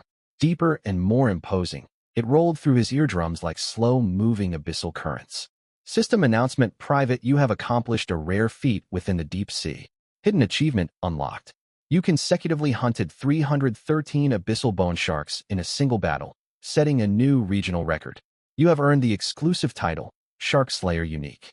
This achievement remains visible only to you and will not be broadcast publicly. As the first survivor to unlock this achievement, you receive an additional unique potion, Shark Heart Legendary Grade. The potion has been delivered to your storage space. Please check. Suhai opened his eyes. A red exclamation mark appeared above the storage space icon. He opened it. Inside the grid floated a transparent syringe filled with deep crimson liquid. The red was not the lifeless shade of artificial dye. It was alive. The fluid swirled and churned slowly within the casing, occasionally flickering with streaks of golden lightning, resembling boiling blood sealed behind glass. Potion name: Shark Heart Grade. Legendary unique effects: permanent bodily reconstruction upon injection, granting the following abilities. Abyssal adaptation, no diving gear required. You may freely breathe seawater at any depth. Internal oxygen circulation self-regulates, granting full immunity to extreme water pressure. 2. Shark's Might. All attributes double while in contact with water: stamina, strength, agility, spirit, including equipment bonuses. Shark's Swiftness. Underwater swimming and sprint speed elevated to match mutated shark specimens. Shark's Perception. Gain lateral line sensing akin to sharks, capable of detecting bioelectrical activity within a 1-kilometer radius in water. Effects stack with current seer hydrodynamic awareness for amplified range and precision. Notes: this potion holds the blood of the source of all deep-sea sharks, an abyssal shark emperor that no human has ever laid eyes upon. It will transform you into half-shark, yet it will not rob you of your humanity. At the very least, not in most circumstances. Warning: initial injection triggers forced physiological reconstruction. The process is excruciating and lasts 4 to 8 hours. You will lose the ability to move during transformation, and consciousness may grow hazy or temporarily fade. Administer only within an absolutely secure location. Suhai pulled the syringe out of storage and clutched it in his palm. The casing radiated gentle warmth, as if it contained a living creature rather than a chemical mixture. A legendary potion. Unrestricted breathing in the deep sea, doubled attributes, swimming speed matching sharks, plus stacked bioelectric and hydrodynamic sensing. Yet the warning weighed heavy in his mind. Unbearable agony, 4 to 8 hours of immobility, potential unconsciousness. He could not use it here. The tunnel was safe, yet not invulnerable. If small mutated creatures managed to slip inside, or seismic activity destabilized the tunnel structure, he would be defenseless while incapacitated. He needed to travel far away from these shark-infested waters first and find a truly secure shelter. Suhai returned the syringe to storage, gripped the control lever, and steered the submarine through the tunnel toward distant, safer waters. He traveled north along the abyssal plain, maintaining a steady 50-knot cruising speed for nearly 3 hours. On the sonar, abyssal bone shark signals grew sparser, eventually vanishing beyond detection range. The contamination zone boundary fell far behind him, and the massive whirlpool was no longer visible. He finally selected a quiet shelter beneath a submerged cliff as a temporary anchorage. The cliff rose roughly 30 meters high, dotted with naturally eroded caverns carved into the rock face. His submarine could conceal itself fully within the largest cave. Ocean currents were calm in this area, and sonar registered no mutated creatures within a 2-kilometer radius. It was as tranquil as a hidden haven deep under the sea. Suhai navigated the submarine into the cavern, shut down the main engine, and kept only life support and basic monitoring systems powered. He activated automated alert protocols and cranked sonar sensitivity to maximum. He also set auto delivery for the trade channel to guarantee uninterrupted fulfillment of oxygen and mineral water orders while he remained unconscious. Afterward, he retrieved the crimson syringe from storage and lay flat across the command chair. The needle glinted coldly beneath the constant temperature cabin lighting. The liquid churned more violently than before, and the golden lightning streaks flickered more frequently, as if aware it would soon be unleashed. Suhai drew a deep breath, drove the needle into his upper arm, and depressed the injection plunger. First second, nothing. Second, he felt it. Not pain. Fire. A surge of molten flame burst outward from the injection site, racing explosively through his veins to every corner of his body. Every blood vessel burned. Every muscle convulsed. Every bone felt as though clamped and twisted by steel tongs. His heart hammered wildly in his chest. He could hear blood pounding against his eardrums. Cabin lights warped into blurred, colorful halos in his vision. His fingers clamped tightly around the armrest of the chair, knuckles whitening, his body arching like a fully drawn bow. Consciousness began to fray. It was not complete blackout. His awareness drifted, tugged back and forth across the boundary between wakefulness and darkness. He dreamed of sinking into an unfathomable abyss surrounded by sharks. These were not predators coming to attack him. They circled slowly, as if waiting for him to join their kind. He could sense the faint electrical impulses picked up by shark lateral lines, feel the rhythm of seawater flowing across gill slits, grasp the raw power of a tail fin slicing through the ocean. Time lost all meaning. His mind wavered between shark perception and human awareness. Each time he thought he might surface, a greater force dragged him back into the depths. His body alternated between icy cold and searing heat. Bones felt as if they were reshaping, dissolving and reforming all at once. He could almost hear fascia beneath his skin tear, weave itself back together, and tear once more. The torment was relentless. The system had told him no lies. He endured countless fragmented, foggy stretches of time in a semi-unconscious state until, in an instant, the agony vanished, as if a switch had been flipped. Cold, then warmth, followed by startling clarity. Suhai opened his eyes. He lay across the command chair, soaked in sweat, his clothing clinging damp and cold to his skin.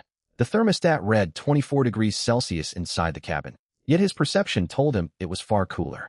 It was not discomfort from cold, it was heightened sensitivity. His skin detected air currents far more acutely than before.